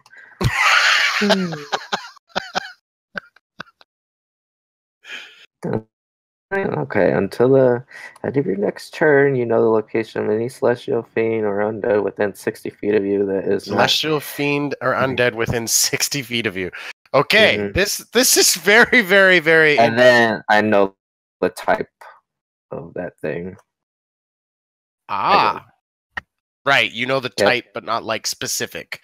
I love the example it gives in the player's handbook where it's like, you know that it's a vampire, but you don't know that it's Strahd. Yep. Okay, so, by the way, there is no Strahd. Is it Stra? That's in another Fumbles and Fame. You have to watch that one. My dad would kick Strahd's ass. Oh my lord. My dad would be your dad. Okay. Maybe that's what he's going on over there. Okay. It's still very interesting, Selenia. And for the first time, your divine sense goes like haywire. It's like ting, ting, ting, ting, ting, ting. It's just a million pings all at once. First, and most familiar, is the celestial ping off of Soraya. And that you just very quickly, you're like, okay, good, yep. And then you get a fiendish sense from back the way you came, coming from around the obelisk. It's not, oh, it's so hard to sense. It feels like a demon, but it almost feels like the demon's not there. And then within the walls of the cliff, kind of towards the floor and a little bit off to your right ahead of you, you get skeletons, zombies, whites, all kinds of undead.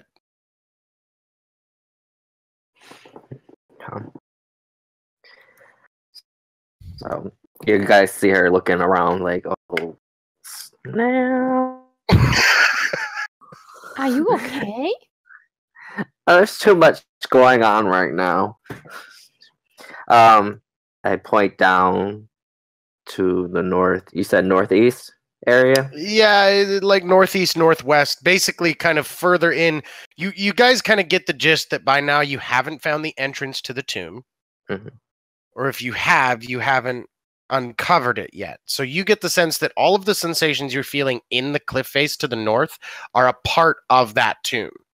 That there are undead within the tomb, and that because of your 60 feet and because it kind of walls don't really stop divine sense, that you're kind of feeling them within the tomb. So you don't, I mean, until you find the entrance, you're like, really need to worry about that, but you do point that out. The biggest thing that I would say is of concern to you is that obelisk that Yep. you get that kind of demon feeling from. Yeah, I'm feeling something back outside by the obelisk. This might be a demon. Not Demon? sure. Yeah. Hiding behind the obelisk, I say, looking nervously back down the tunnel that where we You can see Yes, obelisk. perfectly framed by the kind of darkened sunlight that is now changing into this kind of deep orangey, reddish pink. You do think it is getting nearer to the end of the day. You can see framed there Galinden. He doesn't seem alarmed at anything. He's just stood stoically on watch, making sure that nothing creeped up. You haven't even seen him, do his atypical thing of shoot first, ask questions later, and disappear. He's still there, so nothing has caught his eye. How far away did you say in this direction did you feel the demon? Around the obelisk. Your divine sense goes for a minute, correct? I guess so. It says until your end of until the end turn. of the next turn, so 6 seconds. You would have gotten the distinct sense that it was coming from that obelisk. Okay. From the Well, obelisk. as an anthropologist, I know that some cultures practice when they build a new building, they put someone in the foundation, right? In order to bless the house and make it more stable. Maybe someone was buried beneath that obelisk in order to accomplish some form of ritual or something. You say it's there but not there. Maybe it is the body of some. I mean, those Umuans, look at what they wrought. Basically, and this obelisk was put there by Azurek, at least if the plague does not mislead us. So maybe he did put something tricksy underneath the obelisk, right? Unless it's hiding behind the obelisk, and I look outside. Okay. Maybe invisible? The party all kind of moving out and in getting the discussion pendant with this. You guys haven't grabbed the pendant yet. Yeah, I would I like to do that Morthos will first. get that. Yeah. Okay, well, who's grabbing it? Did you tell us if we found something with our 21s and stuff on investigation and arcana? I didn't, but that was a good thing. So Okay. you found nothing that seemed to stick out to you. And with the Alrighty. divine sense, you hadn't found anything. It just seems to just be hanging there.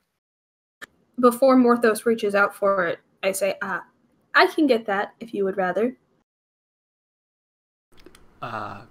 Be my guest then. Okay, stand back. And I can step back into the hallway, back by maybe the first statues, and wait for everybody, and then pick it up with Mage Hand. Okay. Mage Hand very daintily kind of you see it come into being and it kind of falls down like this, very open palm. And then stays there for a second. Then you see it just kind of curl into a claw and kind of lift it up. And Ven's a bit of a perfectionist with her mage hand, so she kind of moves it to the left and moves it to the right a little bit to make sure that it's not going to hit any parts of the statue. Come on already. Just kind of pulls over the head of the statue and then finally kind of floats back. And I hand it to Morthos. Okay, Mage Hand brings that necklace right in front of you, Morthos, and as it does, you see the eye moves. Only he sees it. He's gonna grab the pendant, but okay, his palm is over the eye, so the eye wouldn't see anything. Okay, so you grab the pendant, the chain kind of coming out of your two fingers, and you kind of hold on to it, and you're like, okay. Nothing evil happens. Nothing. No, I'm just kidding. Morthos dies in a consuming ball of fire. No. No. It is just a golden pendant. There is one thing. It does feel a little warm, but it's not warm from heat. It's weird. It's more the kind of feeling that you get when Runa heals you.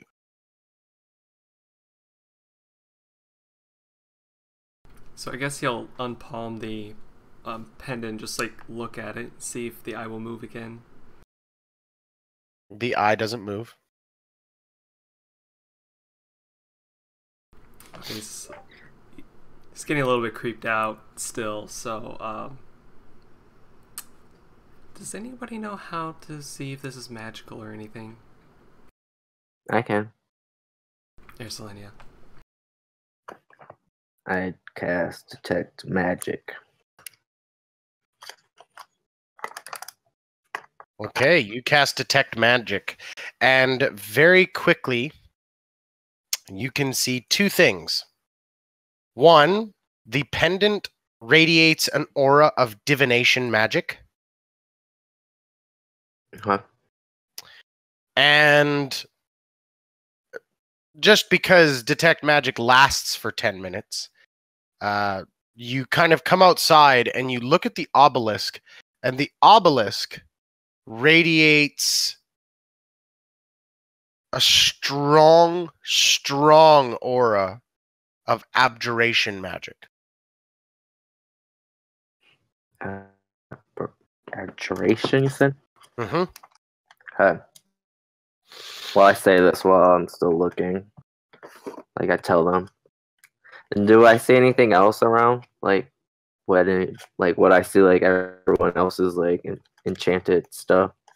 Oh yeah, I mean you'd see all the kinds of different auras of magic that kind of radiate off of people. Runa with her radiance, and Morthos with his kind of dark, shadowy energy, and same with Van, sorts of other stuff.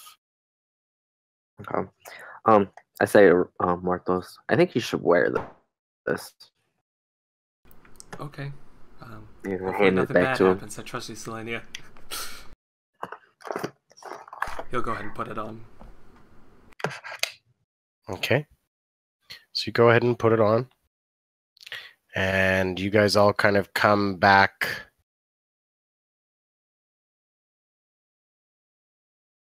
to the obelisk. And now that you're back at the obelisk, my camera just died, but I'm still here. Don't worry. Now that you're back at the obelisk, you feel that necklace kind of shift and tug on you, almost pulling you in a specific direction from the obelisk.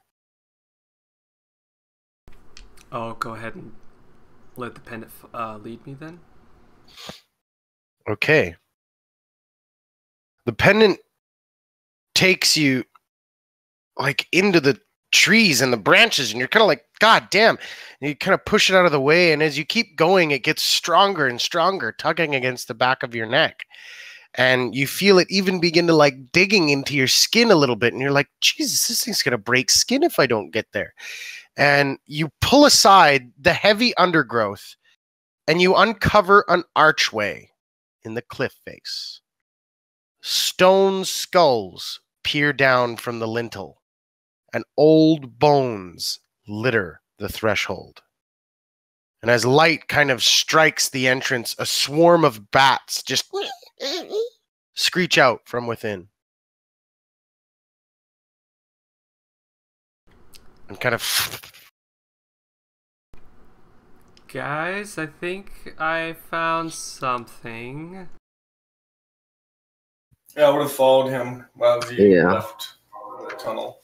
I think Agreed, we yeah. all would have. What is Okay. this? So you guys follow him, and you all begin to step in and under the archway. And as soon as you do, Runa, you feel disconnected. It's like somebody's taken the plug between you and your magic and just gone dunk. I take a few steps back outside. Nothing happens. What is going on? Morthos, at the same time, you felt that same disconnect, and same with you, Selenia. Someone cut me off from the source. Again.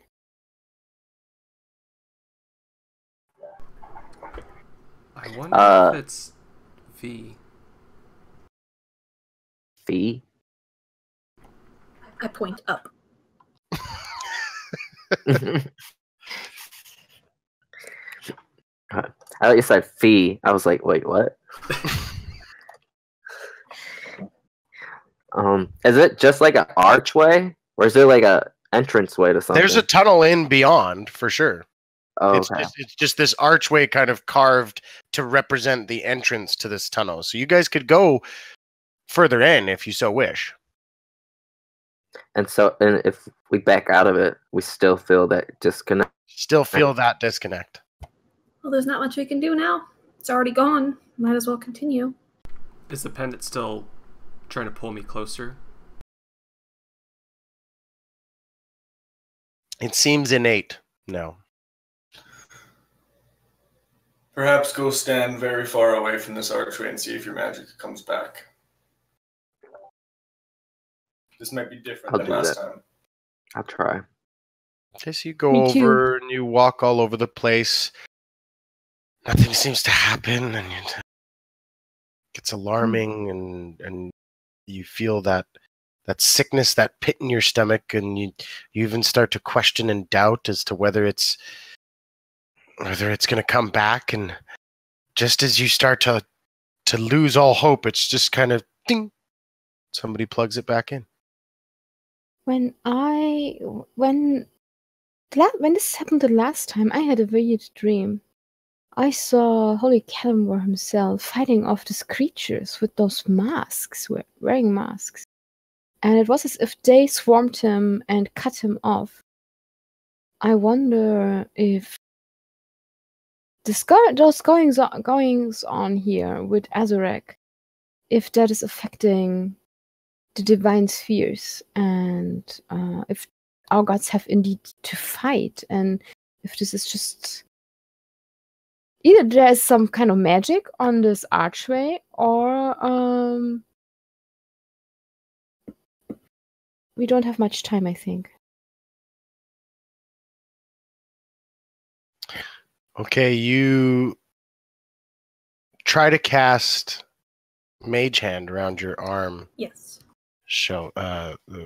Then, and the atypical kind of inky black hand kind of comes into being, floats above you, and kind of even does one of these. Well, must be divine magic that it's targeting again, because my magic is still there. Try sending it through the archway. Okay. The mage hand just kind of floats off, passes through the archway, stops. This is some bullshit. Yeah, because you weren't disconnected last time, and neither was Sin, and neither was I. Oh, no, Sin was cut off, wasn't he? No, he wasn't. No, he was not. I think it only affects divine magic, and I think it is because the soulmonger essentially feeds the souls into this creature. And if this process is done, in the beginning I thought it would only affect the gods of death, but if Selenia is now affected as well, I think this is a danger to all gods. It's against law and order. Oh yeah. Let's go through this archway and see what's in there. This could be nothing. This could be just a cave. But it doesn't look like a temple door. Doesn't hurt to check. Yes, let's go in there. I'll head in first with my dark vision and kind of scout it. It doesn't take you long, about 10 feet, to find a slab of worked stone that blocks the overgrown tunnel, some 20 feet from the entrance. Grinning skulls mark the edges of the slab, in the center of which are 9 cube-shaped cavities arranged in 3 rows of 3. I guess we found the main entrance. This is where those cubes fit in. The cubes also activated those oil lamps, yes? So which one is the true entrance? I guess you need the cubes in order to find Ankh, get the pendant, and the pendant leads you to the door. Because this is not complicated enough, obviously. Just having cubes. To add further complication, you all realize at this exact moment that there is still a third entrance that you have not explored. Right. But we need the cubes before we really do anything. So we need to find the Thayans, or we need to find the rest of the cubes. I would like to look at the door and at the floor in front of it to see if someone else has stepped foot in here. Make an investigation check. Oh, that is a 21 again. Oh, it's A 21. Mm-hmm. There is off into the corner. There is what seems to be like a rations case. You know, rations come in these little preservative wrappings and everything else. And you find one of those very, very old, though, probably about a month. Okay. So this is a month old. It appears that basically somebody had eaten it upon entering and tossed it out, or had eaten it while looking at the door and had tossed it out. You're not quite sure. By how it's wrapped, can we see where this comes from? Is this the kind of rations you get in Potney and Zaru? Is it the kind of rations that maybe we saw? Yeah, it appears to be wrapped in the typical preservatives of Chult. Okay. Well, I pointed out to the others. Someone has been here in the last month. So. And as you point that out, let's all cheers to Iago Silva again. Cheers! We will take Jerusalem. You said there's 9 slots for cubes, right? Yep. Are there any markings to show which one goes where? There is not. Okay. I'm gonna take out the cube again. Okay. And if nothing happens, I'm gonna put it in the first bottom left slot.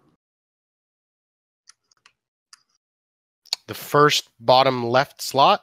Yeah.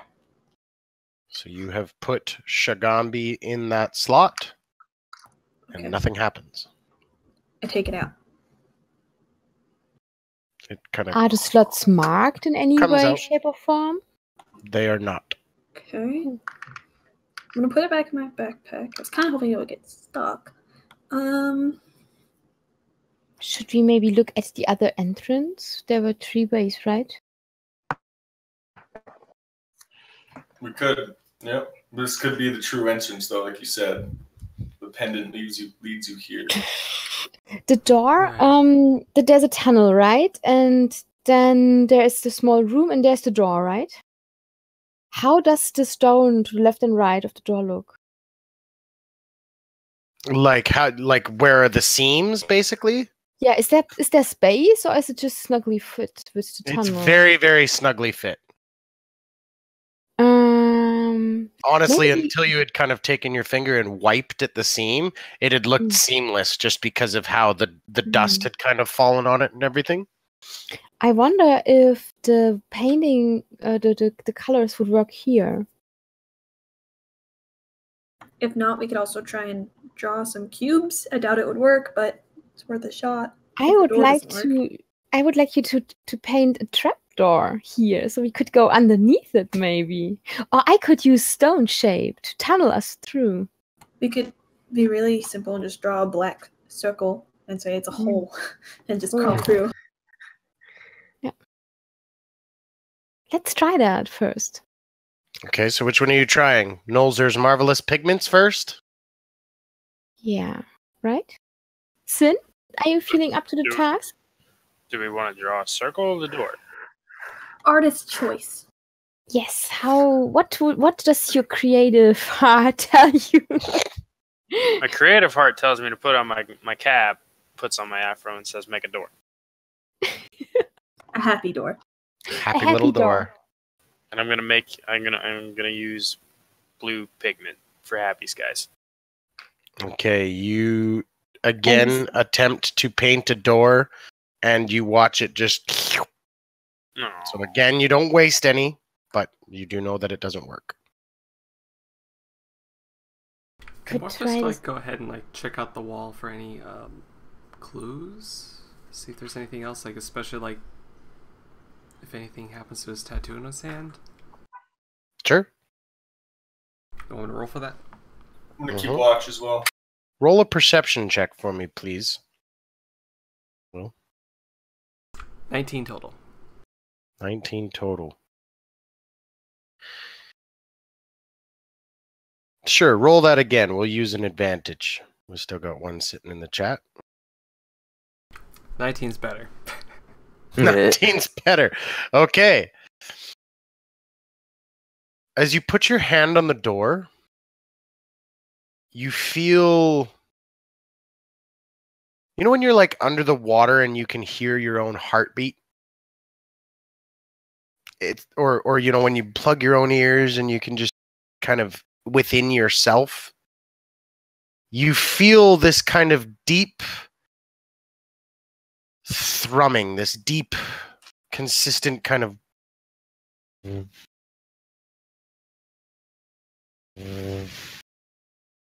coming through your hand. And then as it does, you're like, oh God. And out comes more bile and blood.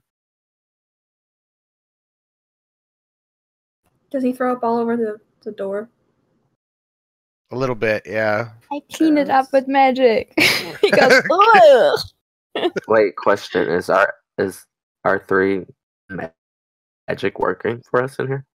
Mm-hmm. Hmm. Oh, their It's magic's come back. back? Yeah, it Yeah, came I back do a while think ago. this. No, don't I just think want to make this is sure. an anti-magic entrance. I think this has to do with the Soulmonger and this asshole feeding souls into this creature.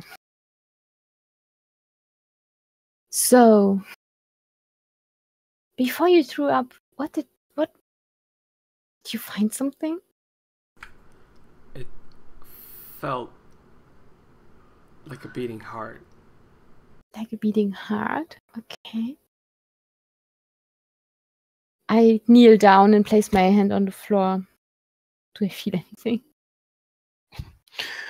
Roll a perception check, Runa. Ooh, that's a 26. You do as well feel the exact same. Ooh, what do you think that is?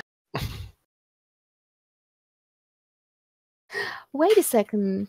Are we inside a creature perhaps right now? This is stone, right? And it feeds vroom, vroom. I have been in Citadel Atbar. Is this something like when the smithies are working and the dwarves are doing something? Is this more like some kind of engine working underneath us? Kind of feels a stone? bit like it. I think there is some kind of engine or something going on underneath us. This doesn't feel like a living creature. More like some form of contraption.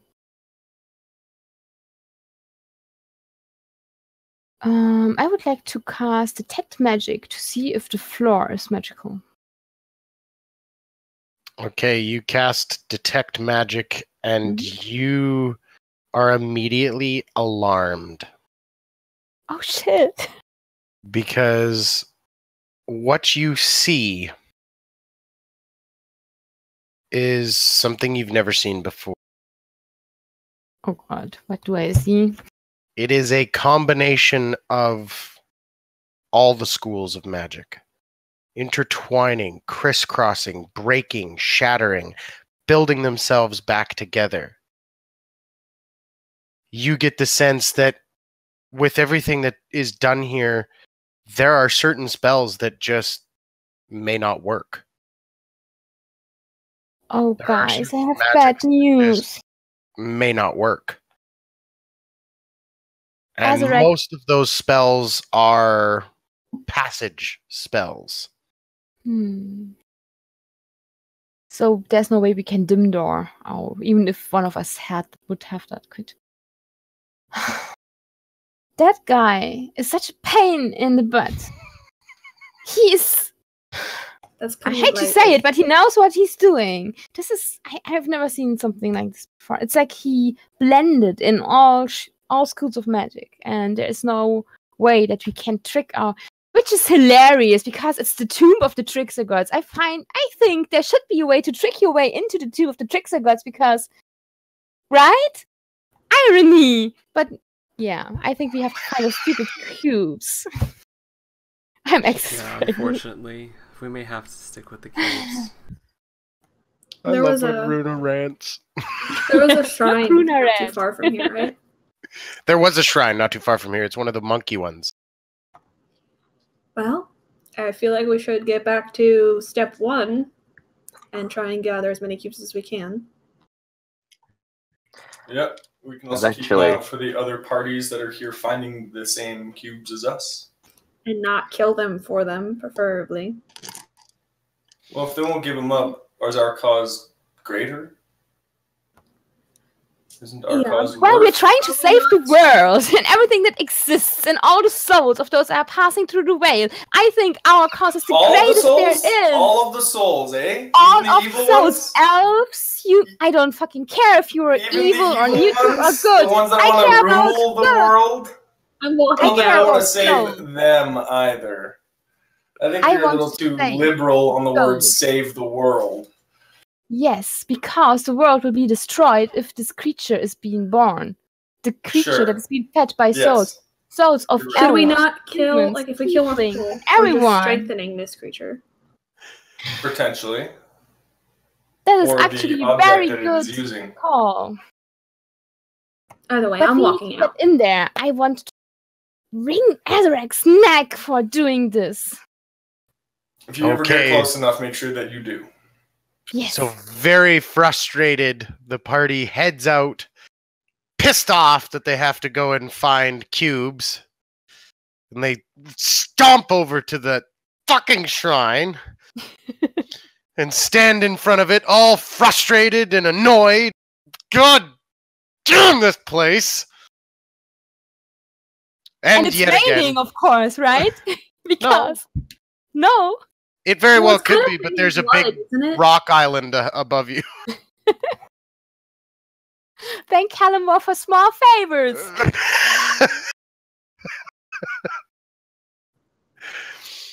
And you stand before this monkey shrine. Wait, these don't look like, are there like statues or anything? Like you said, it's monkey shrine. Can I see like statues of monkeys? Yeah, carvings Do of these- monkeys hanging by their tails decorate so the they- two cracked obelisks. These aren't the two, like these aren't like the asshole monkeys that like punch me in the face and one shot me. The flying monkeys, you mean? No, the It was the four-armed they ones? were like gorillas. Oh, no. They are not Okay. Giralon. Okay, good. The asshole. Can I search the monkeys? Maybe they got a key like the last. You're gonna frisk One. the monkeys? Hey, Sure, the frog had a Selenia. key. Roll for monkey frisking. It's the kind of day we are having. Okay, what kind of dice do I want to use? I got some new one I want to try. Okay. What am I rolling? Investigation? Yeah, roll an investigation. Be good. Ooh, 17. 17. You do find that there is nothing really of importance here. Although you can see that out of the 5 archways, the central one has an inscription. Okay. Where's my pencil? And you have advantage from Shoddy Fiddle. Yes, you who do. redeemed some XP for you.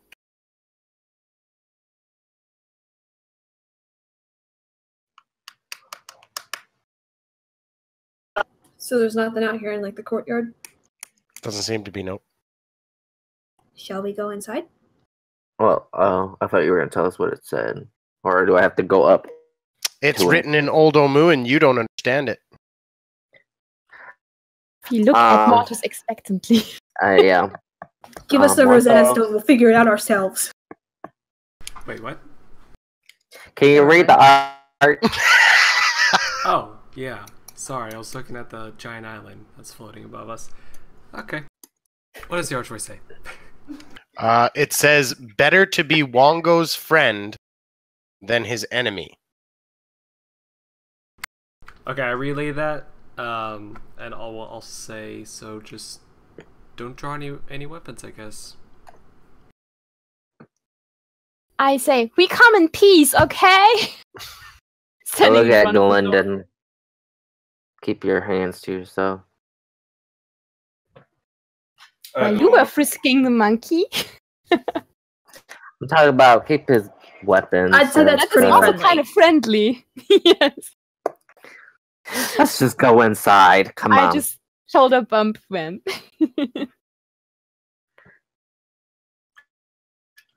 So we go Okay. inside, I guess. Which archway? Oh, Far left, crap. left, center, far Okay. right, or right? I go through the middle one. Does Which one does look the friendliest? The center one look is the one with the like archway. The other, and that one is a little bit bigger. The other four on either side are a little bit smaller. okay? How about My we each take one? Question is, do they look like they connect, or they go in You have different no idea. paths? What? Well, I'm sorry. Alright, Wait, Morthos are is they just gonna go open straight for the archways? middle one and walk right in. I'll go with I follow Morthos. Mortis. Fine. All right. I say, slow down there. You're basically almost gonna die. Like, Don't think I already know that. Die out. Like I was like, oops, I shouldn't have said that. Kind of Okay. deal. So you head into the center room. Pass through the hallway, nothing happens. And you come into a large square room. A 10-foot tall stone statue of an evil-looking monkey balances on its tail atop a stone dais in the middle of this 20-foot high chamber. The statue's limbs are splayed, with hands and feet cupped. On the wall behind, a sculpted relief shows a monkey-like creature tearing into a giant serpent. Cuneiform inscriptions are carved above and below the relief. 4 masks of painted stone protrude from the walls, and they're not hung; they are shaped stone out of the walls, and then painted. One represents a lion, one represents a zebra, one represents a boar, and one represents a vulture.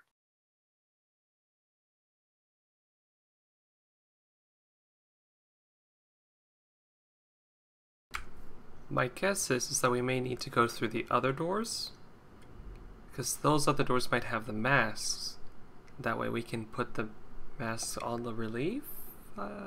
It's just a wild thought. Is there a pedestal anywhere? There. Just check my map. There is no pedestal. Ugh, another puzzle. I guess we go back. Shall we split up? Sure. Why not? How many other doors were there? Like 2 other There ones? are 4 other passageways in total. Hold on. Okay. Now, again, you guys did see inscriptions.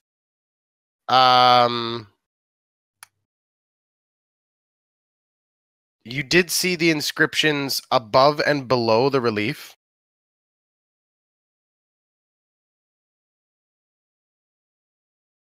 That you haven't quite read yet, or Morthos hasn't read yet. Yeah, Morthos can read those. Okay. One is the story between Moa, the Jaculi, and Wongo, the Sioux monster. And that you already know, but it just kind of further confirms that. However, you do find written at the statue's base, it says, Wongo's friend knows where to pour the water. I make sure I relay that to the party. So we have to find out probably which one is Wongo's friend.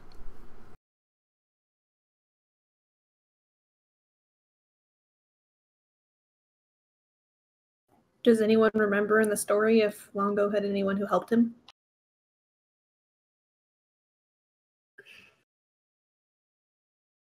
No. I'm assuming the friends are one of the friends is probably one of the animal mask. Are there- Lion, zebra, boar, vulture. Are there basins anywhere? No. Okay, screw this shit. I go out and I go to the door on the right. The next door to the right. The next door to the right? Okay, so not the far right one, but just No, not the far. immediately kind of turning the corner and going in. You head down. It is a short little passageway. Doesn't take you long. And you come to what appears to be the end of the zebra head. And as you look through the zebra head, you guys can see... Well, you can see your friend. Then you can see your friends. And also, looking, you can see an inscription above the mask. And looking through the mask, you can see a ray of blue light falling onto the right foot of the statue. Right. On the right foot of the statue. Yep. Oh. So there's like eye holes in the mask that I can see out of? Yep. Okay. I'm gonna kind of whisper through the eye holes. I see you. Okay, you guys do hear that, especially Runa. Sounds like Ven. That's not creepy at all. Okay, so yeah, just there's an inscription. It's obviously an Oldomuin, right? Yep. Okay. Can I take a? Is it like embossed or carved? It's carved. Shit, it's a little harder. Okay. Blue beam, right foot. Okay. I guess I'm gonna walk out and go to the next one. Okay, farther right. Yes. Okay, you go to the far right. This time you walk down and you come to yet another animal mask with another description underneath. And this one is the vulture. And the vulture has a ray of blue light on the left hand.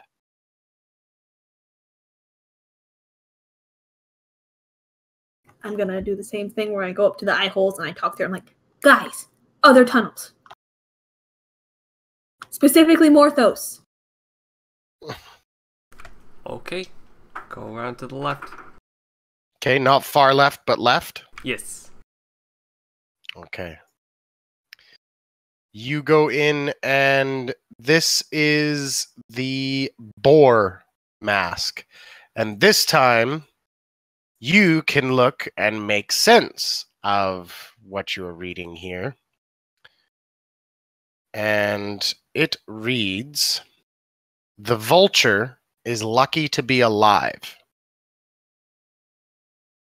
And you see a ray of blue light falling onto the left foot of the statue. I'll yell through the other mask of what I'm reading. Okay. And then I'll just backtrack and then go to the far left. Okay. You go to the far left, and this is the lion. The inscription with this mask says, "I ate one of the boar's friends." And a blue ray of light falls onto the right hand. So now each mask has picked a limb. And then very quickly you go, I assume, to the other two. Yeah. The zebra mask reads, "My only friend starved to death." And the vulture mask reads, "One of the others has no friends."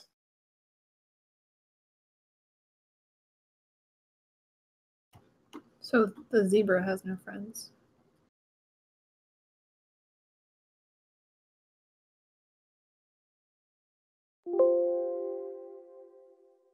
Do we have these masks now, or are they like stuck where they are? No, they're They're permanently stuck where they are. They're carvings in just the wall. shaped stone Oh, okay. looking into the room. I think this puzzle, it's the vulture.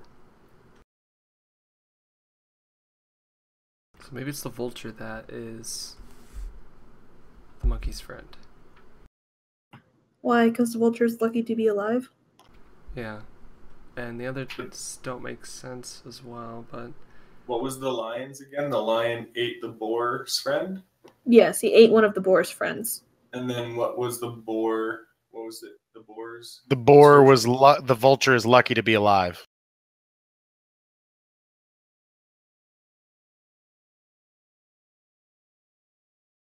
So the zebra's only friend is not a lion, because the lion ate the boar, or a boar's friend. And the boar is lucky, said the vulture is lucky to be alive.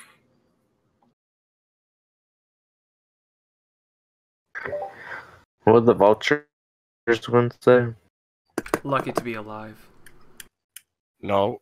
The vulture No, said one of the the others vulture. has no friends. Yeah, Okay. that was the vulture. Yeah, Sorry. you're right. No worries. Just want to make sure you got it. Kinda confused. I can't imagine how that happened. I don't know. There's a lot of going on. I'm just like, There's oh a my lot God. going on. There's a lot going on. Oh, okay. Maybe the zebra saying my only friend starved to death. Maybe they're talking about the vulture because the vulture is lucky to be alive. Maybe it's not eating. I don't know. Can our characters make But we're looking intelligence for the roll? monkey's friend. Right? Yes, we're looking for the monkey's friend. So the only two of you that have looked through the mask are Ven and Morthos, correct? Yeah. Okay.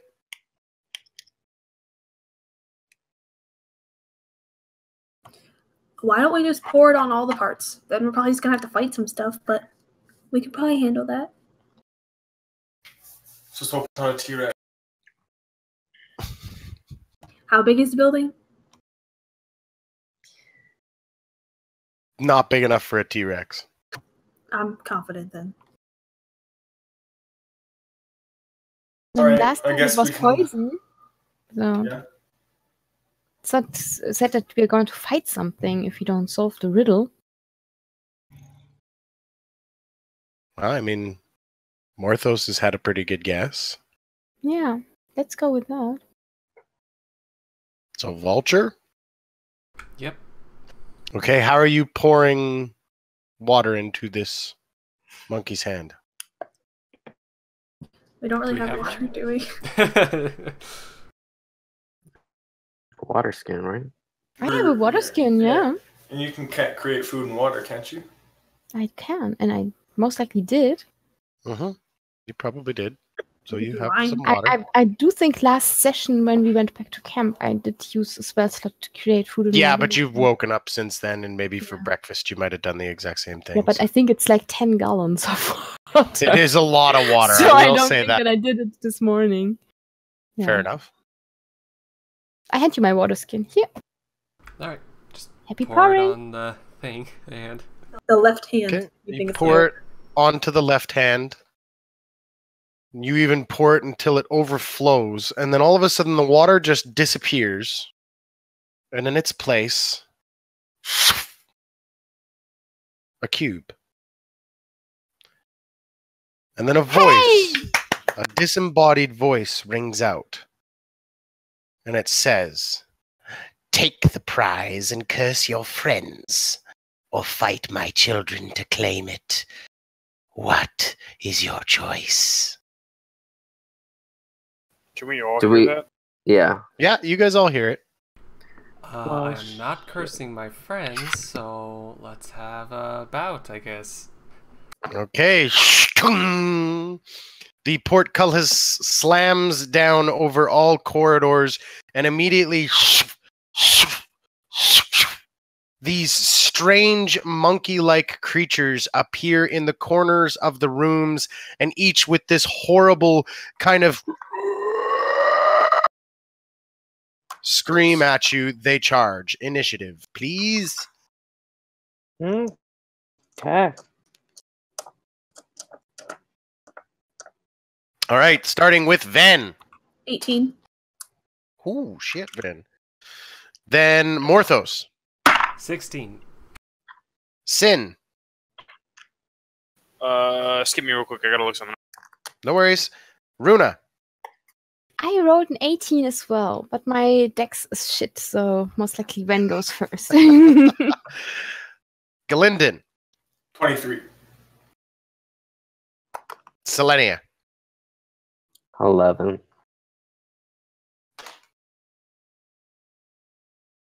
All right. All right, 17%. 17 for Sin. Perfect.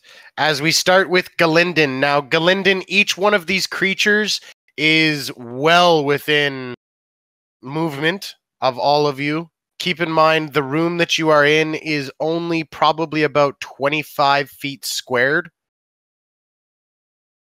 Okay. And each of these creatures has now popped up in the corner of the room, whereas you guys are kind of at the statue, which is essentially the center.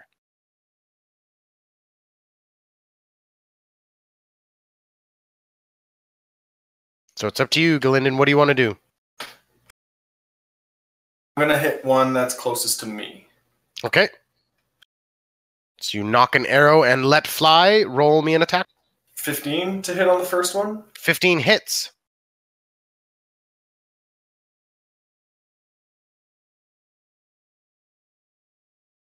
$17 points of damage. 17 points of damage as this thing very quickly is bloodied by your strike. Okay, I'll use an extra attack to attack it again. Excellent. As part of your attack action. 17 to hit. 17 hits.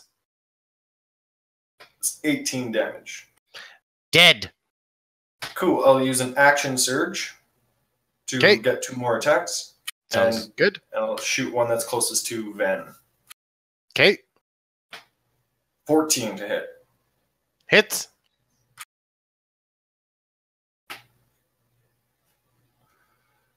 $19 damage. Critically injured. I will use my extra attack to shoot a different one closest to Morthos. Sounds good. Natural 20. Hey! That's 10 XP for the viewers and the first natural 20 of this game.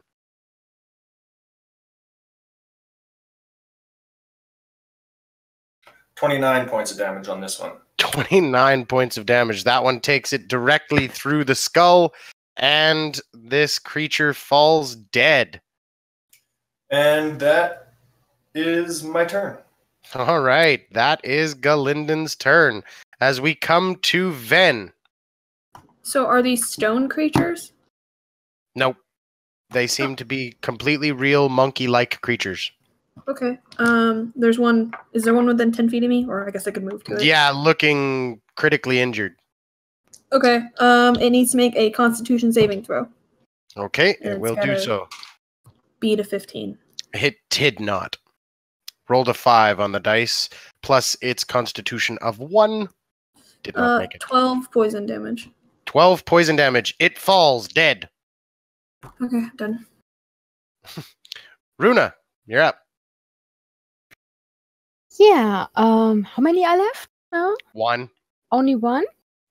In that case, I am going to use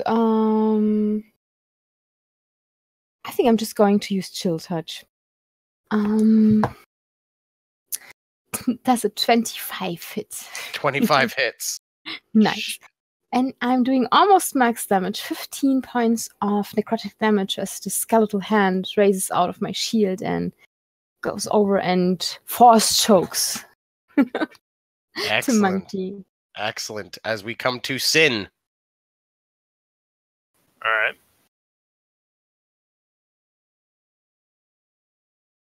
I rolled an 18 and a 27. Both will hit. All right.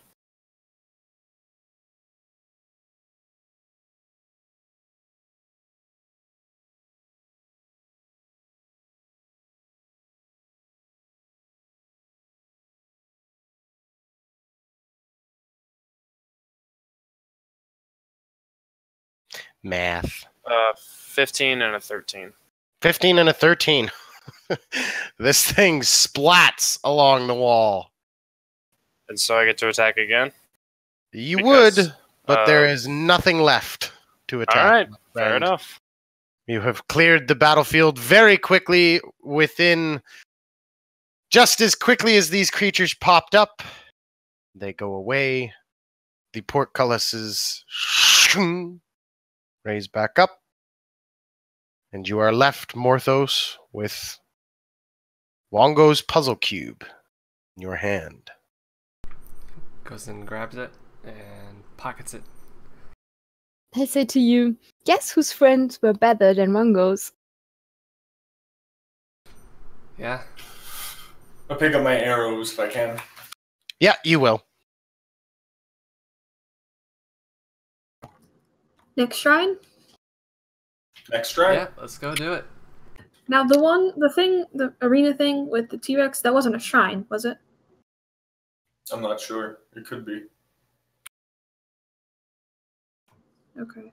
The I one think As- I find out saw for sure. 9 buildings. When As I looked at the nine, province yeah, map. you did. As night begins to set in, are you guys going to continue throughout the night, or are you going to attempt to make camp? How long will it take us to get back to our camp with Orvac? Less than an hour. I mean, we could go back there because it's secure. We know it to be as secure as we know it to be. Well, how long have we actually been up? Since morning, since dawn, probably. Well, Yeah. you know, dawnish. I mean, we could push one more shrine and then go back to bed. Yeah, There is a shrine on the way. You guys left Ijin's shrine. right. We could do that one. Yeah, Yeah, let's on the go way do back. that. Okay. So you approach Ijin's shrine, intent now on racing to get as many of these puzzle cubes as you can so that you have the upper hand when the inevitable, probable conflict happens between you and the other parties going on here. And this one, again, you see the cracked monoliths flanking the entrance to this ruin. Saw-edged ferns grow in the courtyard between broken flagstones, and a pair of stone doors provide entry to a large, flat-roofed ruin. No pool with a giant frogmoth inside it. No pool with a giant frogmoth inside of it. And as you step up towards the door, you can see that sculptural reliefs decorate the doors of this shrine. The carvings show a horned ground squirrel, gopher, maybe even a rabbit, charging a small feral-looking bear with sharp claws. And yet again, a cuneiform message is etched above the doors. And Morthos, without even them saying this time, you're like, yeah, I got it. You look up, your eyes kind of flare for a second, and it says, Ijin teaches us to take the path least expected.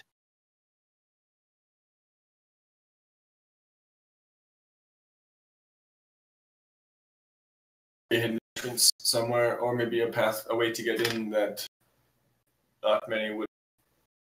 Something dangerous, perhaps.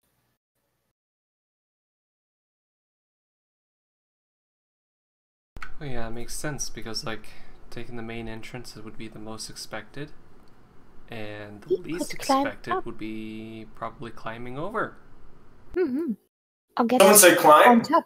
I climb over Yeah. the wall or the door or the Look thing. up, there's a skylight up there or something. Okay, make an athletics check, Galinden. 14. 14. You get up.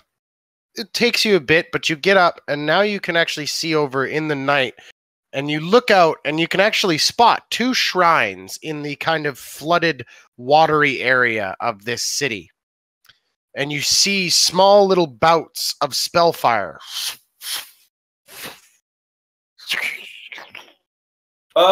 Seems there is a fight going on over there. There's a fight going on by these 2 other shrines in the river area. Just perhaps it's the Yellow Banner or the Thames. But it looks like whoever they are have gotten their cubes or will be getting their cubes. Just so you guys are all aware. But looking around, there is no other skylight or anything. Can I investigate perhaps a way to get down on the other side? Sure, roll an investigation check.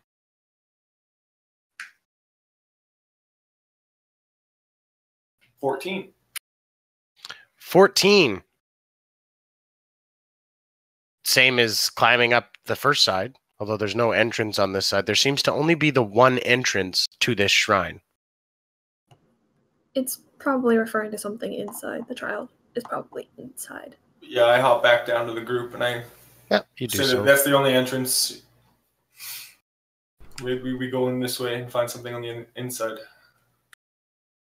Yeah, well, let's go in then. Cautiously. Okay, collectively, you all push forward through the doors, and what greets you immediately kind of alarms you as a 10-foot wide hallway strikes off into the gloom, and carved tiles depicting various beasts decorate the hallway floor. And as you all stand looking here now at Eugène's puzzle floor, that's where we'll end today's session. Whoa. 2 weeks to figure this out. All right. So, one more puzzle cube down. You guys are getting there. You found the entrance. Thanks to all of our viewers. You guys have been great. Chat's been a lot of fun. Thanks for all of the great redemptions and everything else like that. It's been wonderful to see, and a wonderful change of pace and everything else. Thank you to my great and wonderful mod Runa for keeping me on track with all of those redemptions and everything else like that. Tomb of Annihilation returns, and it should return at what was our regular time, 5 p.m. UTC, which will add an hour to our games, give you guys something a little bit more fun to watch. As always, keep in mind that all of our past broadcasts of all of our events are going up on YouTube. We are working on it as quickly as we can. There are only a couple of us working on it, so you'll have to bear with us if you're quite a ways behind. It's taking us a bit to catch up. Again, I just wanted to speak very quickly about the very exciting Fumbles and Fame game coming up on the 22nd. The partnership that we have with Mage Hand in dealing with some of their dark matter things. Their new dark matter supplement. It is a special sneak peek at unreleased material.